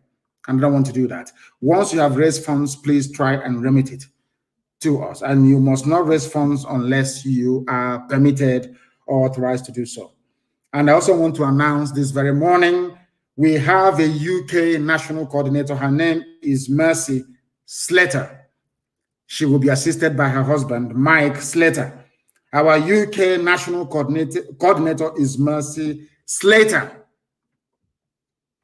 and Mike. Two of them, should I say, our sister will run our family in the UK. When she comes to you, you must give her your fullest attention if you're a principal officer in the UK. We are a disciplined organization. If you're not prepared to take orders, you resign. We will gladly accept your resignation. You must listen to her. She is now the one in charge. I presided over a meeting, a handover meeting between herself and Dr. Lois Okachi, and that went smoothly. That went very well. She is now in possession of IPOB UK family, one of the strongest in the world. Before, where they went wrong, I have no idea. But I do hope that with the help and grace of God Almighty in heaven, Mercy and Mike Slater will do a very wonderful job to make sure that the British government understand that we want to leave the contraption that they created called the Zoological Republic of Nigeria. Very important announcement, please. Very important announcement. And the police are always fond of parading people. They go, they arrest people, they parade them. They arrest, they parade. They arrest, they parade, softening our land for the invasion that is to come from Fulani Janjaweed. And I want to warn every governor, every person, every idiot in the East, that thing you're looking for, you will get it. All these people you are arresting, you must release all of them. All of them must be released. That thing you're asking for, you're going to get it. You will get it. Now, let me tell you something. Nigeria doesn't have the army to fight on 4 fronts. That is a fact. That is why Tinubu is begging them to recruit, 50,000 or 50 million people to go and join the army. If it is before, they would have sent, they would have announced operation, whatever rubbish, and marched down to the East. They can no longer come. Because as I told them, once they move the bulk of the army from Bauchi, and from Kaduna into the South, every vagabond will take over every space you have in the North. They will have no home to go back to once they're defeated. You must understand this very clearly. That is why everybody must rise up now. There is no army in Nigeria. Stop being afraid. It is the journalists that is making you people afraid. The journalists in the zoo, they are the ones making you afraid. And thankfully, their land has been taken over as well. Yoruba journalists, they are the ones instilling fear and cowardice in people. They need to be very, very brave, that we may all be free from the ravages and the excesses of Fulani Janjaweedism. Keep parading. One day we'll parade you. Keep parading. Something happens, you go to the village, any young person you see, you arrest and you take to Abuja. You arrest and you take to Abuja. I know Britain is assuring you nothing will happen. You know, you can see the report from the USA. The world, they will suppress the news. The world will not know. We will call them the criminals themselves. That's what they are doing. And you think you will succeed? What is behind us is greater than all of you. And you will soon find out. One thing, I don't care what others are doing. That's their business. If they want to be slaves to Fulani, bye-bye to you. Because you see the land of Biafra, we are going to be free. And there's nothing any idiot can do about it. It doesn't matter how many armies you assemble against us. We are going to be free. And with that, we are now going to open our lines very, very briefly this very morning to take your calls. And as always, these calls will come via signal, please. As I've told you, I don't want our commanders on the ground to use a direct phone. I've told you this before. If you use a direct phone, they will track you, they will trace you, they will get you. I don't want you to use a direct phone line. Let people call you on signal, and that signal line cannot be the data line you're using. That's what they brought in NIM. If you don't know, let me tell you. I have a caller on the line. Can you hear me? Your name and where you are, please. Yes, Mazi. Good morning, Mazi. Good morning to you, please. Your name and where you are. Yeah, this is Jim from Conroe, Texas. From Texas, please raise your voice for us. A lot of people are listening. Raise your voice for us, please. Go on. Sure. Mazi, can you hear me better? I can hear you now. Please go ahead. Thank you so much. We can experience, we see what is going on, and we know the outpour of emotion from all these things that are happening. I also want to lend my voice to what you have said this morning, having listened to all this.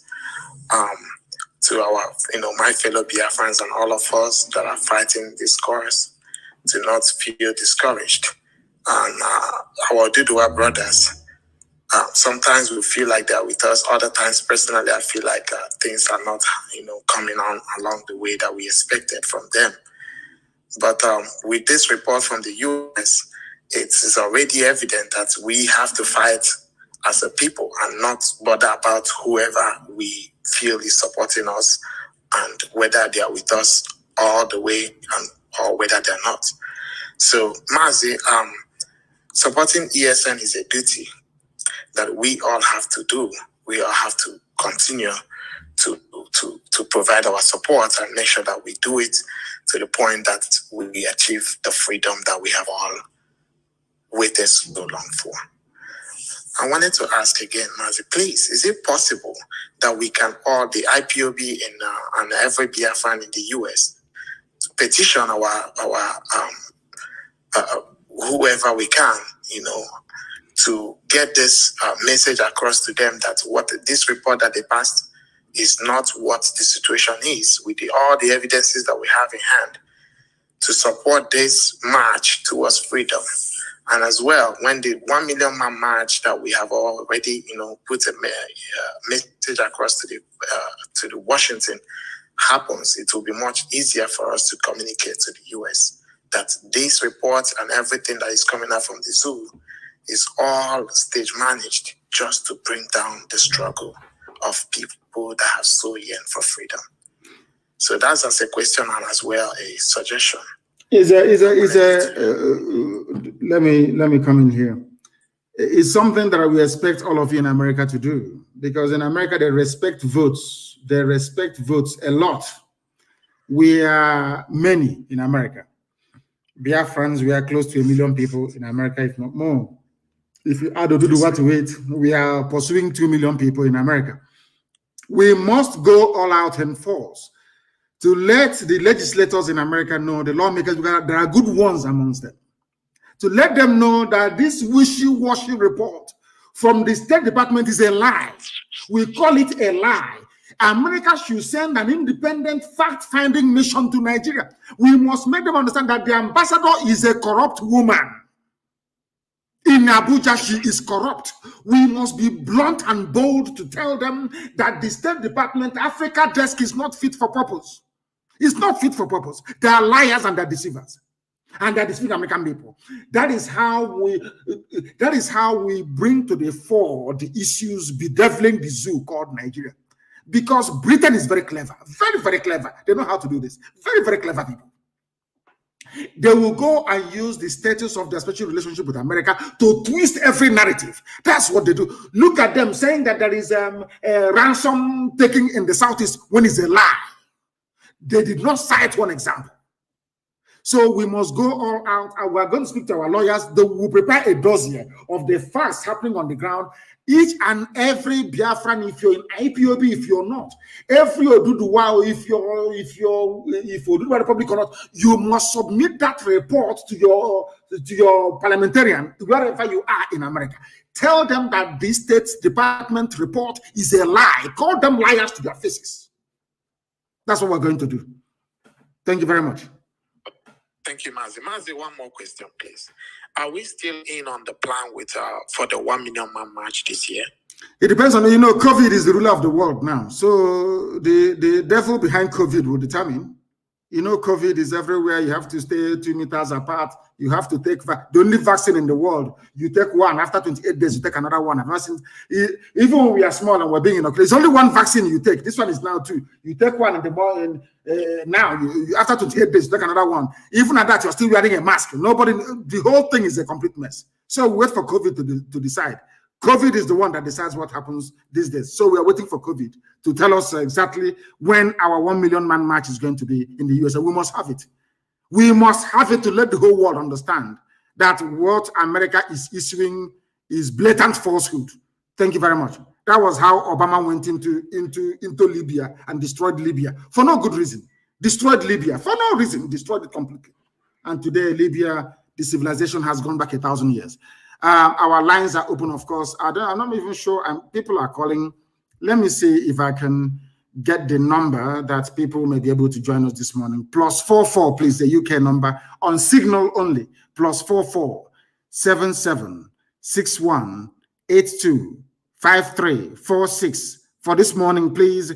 That is the number to get us on. I know a lot of people are trying to get through. A lot of people are trying to get through. If you call us, if you're a first-time caller, let me see if I can take this call. The caller on the line, I don't know if they're still there or if they have disconnected. I believe there's somebody called Dozier trying to get through to us. Please, if you call us, give us your question, ask your questions. All those questions you've been meaning to ask for very many years, you can ask it now. Once you ask it, then we can be able to answer you. I'm no longer hearing about defense fund. I don't know what happened to that idiotic line of reasoning. And I'm no longer hearing about them again. Or our money this, our money that. The caller on the line, can you hear me? Yes, I can hear you. You see. Please, your name and where you're calling us from. Okay, my name is Chidi Mado. I'm calling from Hong Kong. From Hong Kong, please go ahead. All right. But you see, please, you have to give me some time. I have a lot of questions. So I don't know if I should throw the questions and you respond. One at a time. One at a time. Under 2 minutes. Okay. One at a time. Yes. One at a time. All right. Well, you see, first and foremost, I want to greet you. I want to thank you because whatever they said that you are, the people that said that you are a criminal, that you are this, you are that, all our enemies fighting you. I tell them that's exactly what you are, because if you don't have those qualities, there is no way you could have faced people like Rita and the Borg and all these people from all these years and still sustain, and IBOB still stand today, and we are still doing wonders. So I greet you so much. We are together when you were in Hong Kong in 2015 before you were kidnapped by the zoo. Yes. Now, please, my first question is this. Where should I start? Okay, let me start by capitalism in America. I'm talking about when Biafra is restored. Capitalism is a very wonderful thing, but it has become a monster in America that is about to swallow the whole world. You understand what I'm saying? I don't want to mention names about people that are doing whatever they are doing. Now, how do we checkmate it in Biafra to make sure that it doesn't become the monster that it has become in America? Should I throw more questions, or you want to address this? I want to address this one. It's very simple. If you look at the model they run in Switzerland, in our land, we have the perfect balance, the perfect mix. That is, capitalism is about private ownership of property and to an extent profiteering, which means you do your business, and depending on the forces of demand and supply, you can either fall or you stand. So we are going to run a laissez-faire economy. We're going to run capitalism in Biafra because it's been there from time. People have been owning properties privately. But we also have communal land, if you have forgotten. We also have land that we own as a community. So we are, nothing is going to stop us from also doing communal stuff. Basically, it's getting the balance right. If you go to Switzerland, it's there. Everywhere you have private sector participation, you also have state sector participation as well, or partnership that will help us move forward. We are going to get the blend right. Don't worry about it. We're not going to have this rampant, should I say, unconscionable capitalism where people will now build roads and charge us however much they like. That's not going to happen. The state will still participate in certain areas or aspects of our life, but in the main, we are going to be a capitalist economy. Next question, please. All right. Thank you very much for that, sir. I will take my time and listen to it again when the broadcast finishes. The next question is this. You said that there will be no guns in Biafra land, that even the police will not have guns, that we're going to run a society that will be gun-free in order to our society free of guns and peaceful. Yes. But let me remind you that in those days of during the time of Hitler couldn't invade Switzerland because most of the citizens have guns. What if we have a kind of, who knows, you know, we are doing it for the best, as what we think that is the best for our people now, but something might arrive tomorrow or something might come up tomorrow that will rebel against the people or be a threat to the people, that the people have to defend themselves, that their government may be kidnapped or hijacked. You don't know what will happen tomorrow. Is it not better for every citizen to be mandated to have a gun with stringent rules than to be defenselessly hoping for our government to defend us? What if something goes wrong in the future that will warrant that the citizens have to stand up, just like the situation that we find ourselves now? Now, yes, in a normal situation, when the zoo Nigeria breaks up, to the east, we are going to have our Amazonian brothers to the east. To the west, our Oduduwa brethren. To the north, we are going to have the Middle Belt or Kwarafa Kingdom or whatever you call it. Even if you look at the history of Africa, we are not known for invading each other because we are tribal beasts by nature. We don't go outside the boundaries of our tribe to go and invade somebody else. Nobody's going to come to invade us unless Britain wants to come by air to invade us or to come by sea. So I do not see any external aggression per se, you know, bedeviling Biafra. I may see foreign invasion. The reason being why we cannot have guns everywhere is this, is because we're a bit funny. Our people, we're a bit funny. If we have a police with gun running all over the place, the same zoo mentality will go into us. But we are going to have compulsory military training for every citizen. If you want the model that I would prefer, look at the Israeli model, for instance. When it comes to setting up our defense, we are going to adopt the Israeli model. Everybody is going to be trained. Once you live in the outlining areas where there are palpable threats, then everybody will be armed. But inside, nobody's going to be armed. That's what I'm saying. Only those who are legally required to do so, because we don't want dictatorship in Biafra land. I don't want tomorrow, maybe you become the prime minister of Biafra, you send troops to go to Ekotep and open fire. It's not going to happen because there will be no troops to send there to go and open fire on anybody. That is why they cannot have guns. But in all our outlining military posts, our garrison, in all the garrison towns, of course, are going to be guns. Our armies will be well equipped, but we are going to have more in reserve than the regular army. Exactly, is a good thing you mentioned Switzerland. In terms of the response of the populace, we have the Swiss response, yes, where everybody is trained to have a gun, but they are not. We have armories where citizens can go in and take guns once we are under threat. But if you are not under any external threat, then it's not going to happen. But if anybody thinks they're going to be the prime minister of Biafra and you issue order, when people are protesting, you issue order, go and shoot them, police barricade, all that rubbish will not happen. People are going to protest. If they're angry enough to burn down the government house, so be it. It is the duty of the government to listen to the people, not the people to listen to the government. It's not going to happen in Biafra land. Thank you very much. The next one, please, and perhaps the final one, so that can come in as well. Okay, all right. I don't even know which one to pick. Okay, let me go with this one. I hope I will still get you next time so that I can answer the questions. Of course. Now, this issue of all over the world, I don't know, this religion brought to us by the whoever that brought whatever they brought, the Arabs, the Europeans, and all whatnot. What do you think it would be our way of office taking, like to take out of office in Biafra land? In my own opinion, I would prefer that we will use our ancient offer to take out of office in Biafra land, because this Quran and this Bible have failed us in Africa, that everyone take out with these things and still go in to be as corrupt as they can be. But I think with our ancient offer, and every clan in Biafra land knows what offer is.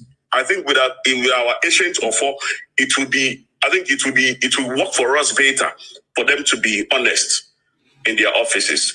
Let me add one thing so that you can address both of them, please. I would think that in Biafra land there should be limit to office, as in including parliament, because when people stay in parliament or in their senatorial or whatever offices that they stay too long, they start to build cabals that will make them to become very powerful and become dangerous to the people.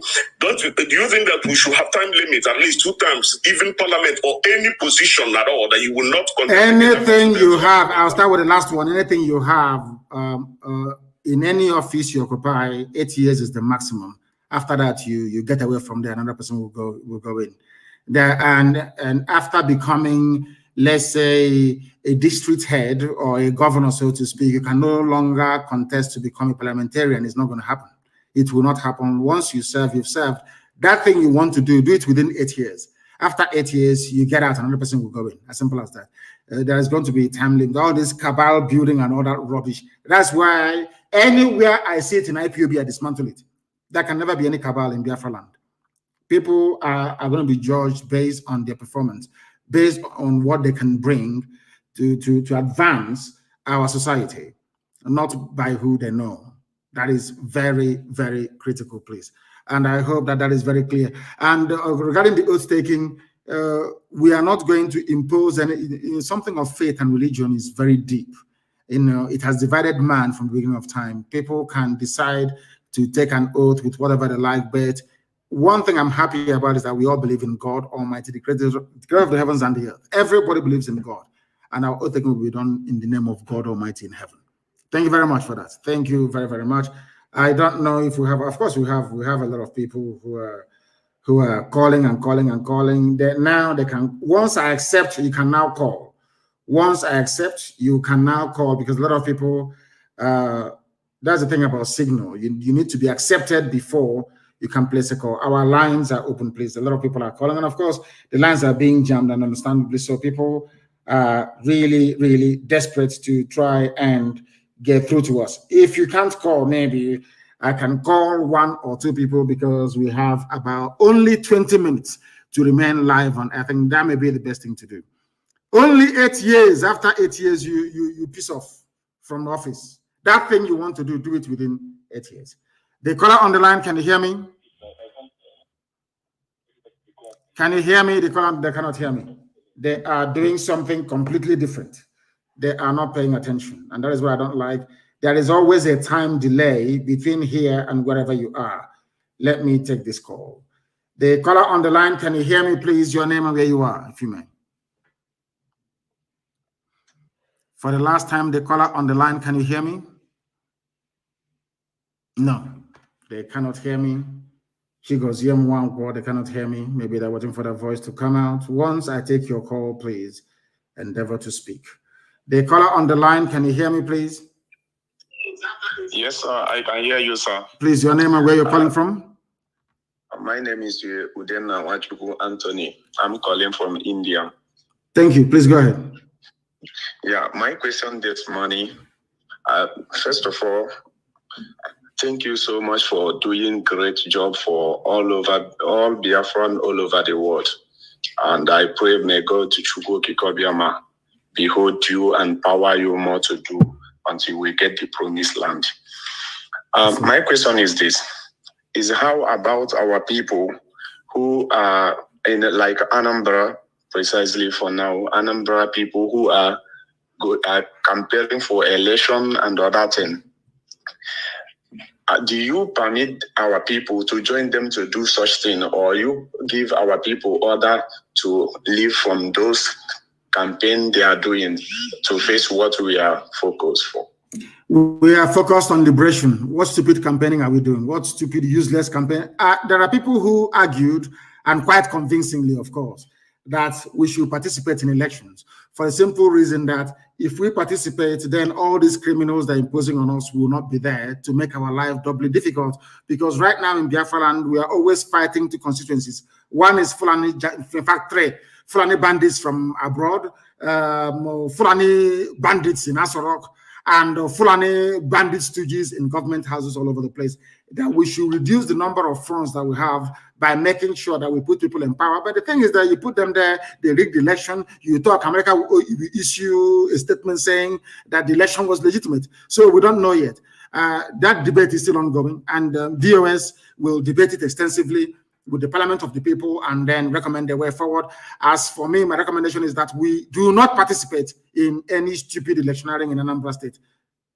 For now, for the time being, that is. Thank you very much. We are focused on freedom. I have another announcement to make for people who are living in India, because I know most of us are listening to today's broadcast. I urge every IPOP who are living in India to try as possible in April 11 to join in our broadcast, in our supporting of ESN. I urge everywhere, wherever you are in the Indians, Africans, Biafrans, and whatever you call yourself. You people know what Indians are doing to us because we don't have a nation. That's why we are sustaining our people. Police of Indians are killing our people. I urge everyone today to join us that very day to support ESN so that we get our home, so that we get our promised land. Thank you so much. And I use this opportunity to thank our leader in India here, Mazi Nnamdi, for great work he's doing. Thank you very much. Thank you very, very much for that. India is doing wonderfully well, I believe. Very, very critical. Somebody is saying it is very important that I call them. We shall see. We'll call you. The caller on the line, can you hear me, please? Your name and where you are. Good morning to you, please. Your name and where you're calling from. Okay, my name is Eyufame Erumosele Ebiremole. I am in Gudomigodo, Biafran. Wonderful. Please go ahead. I want to thank you so much for all you have been doing. God bless you. You have been doing so much well. I have one question. Go ahead. Go ahead. We are listening. Go ahead. We are listening to you. Go ahead. Okay. Yes, we are going. Yeah, I can hear you. My name is Eyufame Erumosele Ebiremole. I am Igodo Biafran. I said, talk to me through the phone. Don't talk to me. Listen, talk to me through the phone, not through your listening device, because there's a delay. The speed of sound is about 800 something odd miles per second. So I'm very, very far from you. Before you can hear my voice on the system, it will take a few seconds. But on the phone, it is direct. As you can hear me, the world is hearing you. Please go ahead and say what you want to say. Okay, we are going to have a referendum. And in Gudomigodo, we are kind of divided. Some say they want Biafra, and some say they don't want Biafra. So what if those... Go ahead. Can you hear me? His line is breaking. Yeah, go ahead. I can say like those of us that want Biafra. Yes. What if the votes that doesn't want Biafra is more than those of us that want Biafra? So now Biafra has been restored. Are we going to have a new Igudomigodo in Biafra land? Since we are divided. Some say want Biafra, some say they don't want Biafra. So those of us that want Biafra, we're going to live in Biafra and form our own Igudomigodo and leave our borders behind. So that's my question for this morning. Then I'll answer it this way. You campaign and you go to a referendum and it goes, the majority says they don't want Biafra. Then Igudomigodo will not be part of Biafra. Because the majority will always carry the vote. It's one man, one vote, one woman, one vote. If that is, it is your responsibility and duty to campaign. That is where you have a campaign to win more people over. But I do know that if there is a referendum today, Igoromigoro will opt to come with Biafra. I know that for sure, because they know that Biafra is the light of Africa and indeed the light of the world. They want to come with Biafra, of course. So don't be too despondent. But in the case where Igoromigoro turns to and says they don't want Biafra, then we have to respect the wish of the people. Whatever they want is what we're going to give to them. Then people like you can now migrate towards the same Edo. I think Iwakre is naturally Biafra anyway, which is Ewanke. Then you move slightly to Ewanke to be part of us. As simple as that. And I'm sure Ubiaja, which is Eshan, will come with Biafra anyway. Yes, so you're talking about the main Bini Kingdom itself, inside Bini City, Bini Kingdom itself, inside Bini City. That's entirely up to them where they want to go. But I do know for sure that Isoko, Urobo will come, Ubiaja will come, and all the other outlining ethnic groups that will come with us. That's what I know for sure.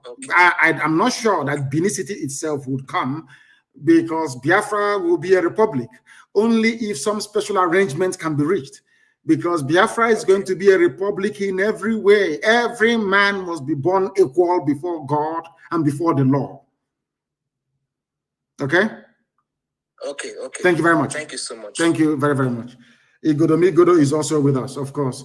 Biafra is ever. Forget about all the nonsense that some media say, we are Aborigine of Cross River and of this. I feel sorry for them, but men at work, even in Akwa Ibom, men at work. Biafra is everywhere. There is nothing anybody can do about it.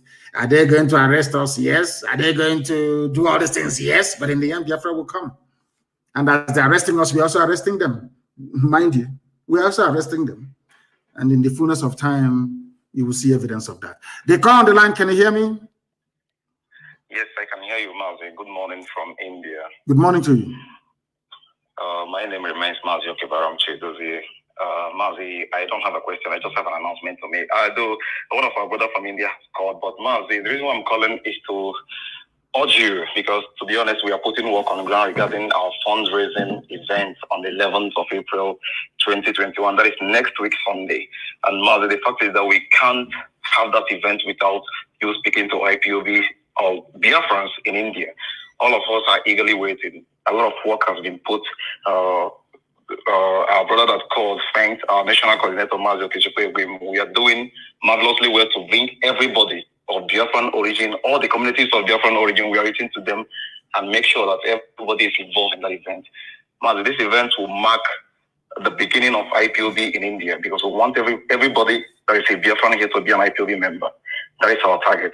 So speaking to us that day, communicating to Biafrans that day live will mark the start of whatever we are going to do from here. So it's on Sunday, the 11th of April 2021. We can't afford to not having you speak to us that day. That is all I have to say. And as well, I'm urging every Biafran individually, collectively, and otherwise to be part of that event. We have to get prepared, because this is the only thing that if we lose ESN, if ESN fails, we have failed. And at this time, we cannot afford to fail. That is all I have to say. Thank you very much for that. And I'm sure our people now understand it, unless they want to be refugees in Amazonia. And Amazonia, there is also a war going on there. Unless maybe we want to go into the sea and drown. You know, if you don't support ESN, the next option is that you will go there, will take your land from you and you go on exile. If in doubt, ask my Yoruba brethren, they will tell you, those of them who are in the Republic. They call on the line, can you hear me? No. They are not paying attention. I don't want to be listening to my voice. I do not have the desire nor wish to listen to my voice. Let me take this call. The caller on the line, can you hear me? Yes, Mazi, I can hear you. Good afternoon, sir, my leader. Good morning from here. Your name and where you're calling us from? Yeah, my name is Mazi Nnamdi, calling from Cambodia. From Cambodia, please go ahead. Yeah, Mazi, I just want to appreciate you for the good work you have been doing for us. I just want to also contribute to the person that was asking about the people from the people that disagree to go with Biafra, the Biafrans will be more than them that accept that they are Biafrans. The truth is that even people from northern side of the zoo called Nigeria will be eager to join Biafra when the time comes. I agree with you. So I agree with you. We don't need to beg anybody to join Biafra. Even those who are saying that they're not Biafra, and we're even foreseeing people from outside Africa, outside the shores of the zoo called Nigeria, coming to beg to be just like the way we have it in America. Everybody is eager to go and be an American citizen. You see people jumping fence, climbing hills, and just to be an American citizen. So that is what it will be. Yes, it's true. We don't need to worry ourselves or bother ourselves about who will become a Biafra or who wants to be or who is not. Yes. So they should not worry. Just like you told them, all they have to do is just to campaign, sensitize them, tell them the things that they want to hear, let them know the truth.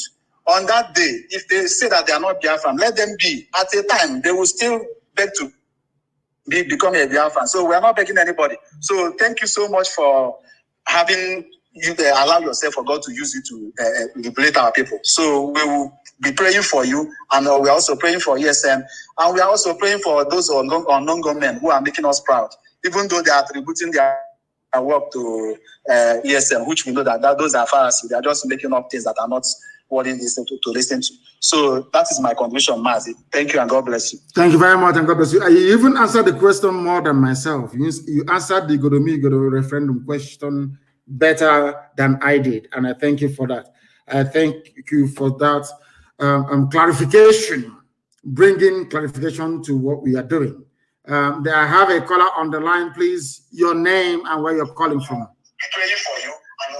They are also making the same mistake they have always made. The same mistake they have always made. The same mistake they have always made. People are calling us. If you may not be able to reach us, then I shall endeavor to go to you. When your phone rings, then pick it up. The caller on the line, can you hear me, please? Your name and where you are. Hello. Yes, please. Your name and where you are. Hello? I can hear you for the last time. Your name and where you are. My leader. Yes, please. My leader, my lord. Good morning, sir. Good morning to you. I'm calling from Italy. From Italy. My Go name ahead. is Austin. Austin from Italy. Yeah, Go ahead. Yes. my name is Austin. So I want to know my side, where I come from Asia. Are we fully Biafra? Yes. I want to confirm from you. Ubiaja is fully Biafra. Ubiaja is fully sir. Igbo. Go and do your research very well. For the name is Ubiaja, Thank you very not much. Eshan. Okay. Ubiaja is the name. Okay, I'll be doing my research. Yes, do your research very well. Thank you. I call you Lord. I call you Jesus. You are our Jesus. You're kind. Thank you very much. You, sir. Thank you. Thank you very, very much. Thank you very much for that. When you call, please endeavor to switch off your systems and speak to me through the phone. If you can hear my voice over the phone, if I can hear yours, that means that the whole world is also hearing your voice as well. Brother from Ubiaja. Ubiaja is pure Igbo. They call it Eshan. Ubiaja is the name. Please go and check. The caller on the line, can you hear me? Yes, the caller on the line, can you hear me? Yes, can you hear me? Yes, I can hear you, sir. Please, your name and where you're calling us from. Yes, my name is Mbada Tochi from Netherlands. I'm calling you because of what is going on in Ebonyi State. Yes, go ahead.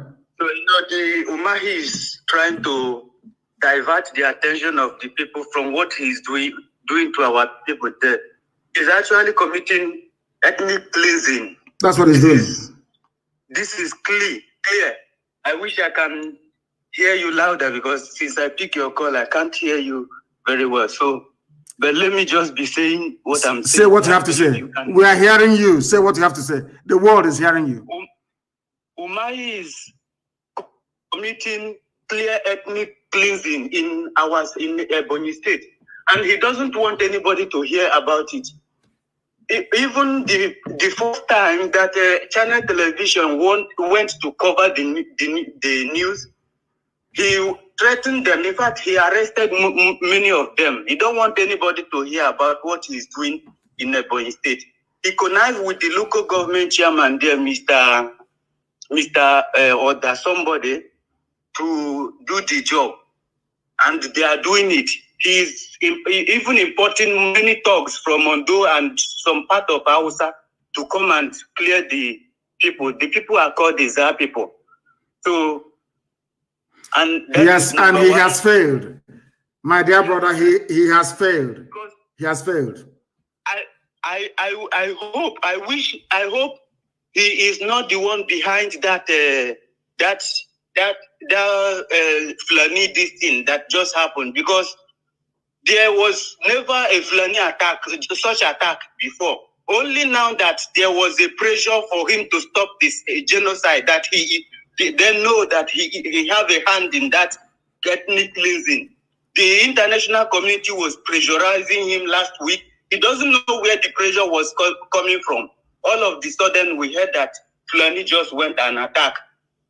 You know, so, but thank you for all the whole thing you do there. I know, and I recognize that you defended our people there, and we pursue them to Nsukka.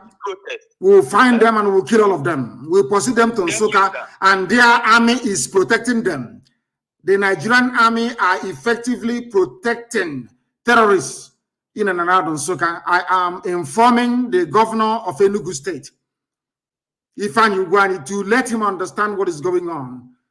The same 82 division responsible for the slaughter of the innocent people, even that the USA report did not mention, they are now defending their fellow Janjaweed in and around Nsukka. They will all fall there, that I can assure them. They are mad people. With that, we have come to the end of our program today. I do apologize because I spent a lot of time preaching. But next week, I will be back. In fact, today is Friday, Good Friday. I will be back again on Sunday, actually. So put it down. I'll be back again on Sunday night, 7 p.m. this time around.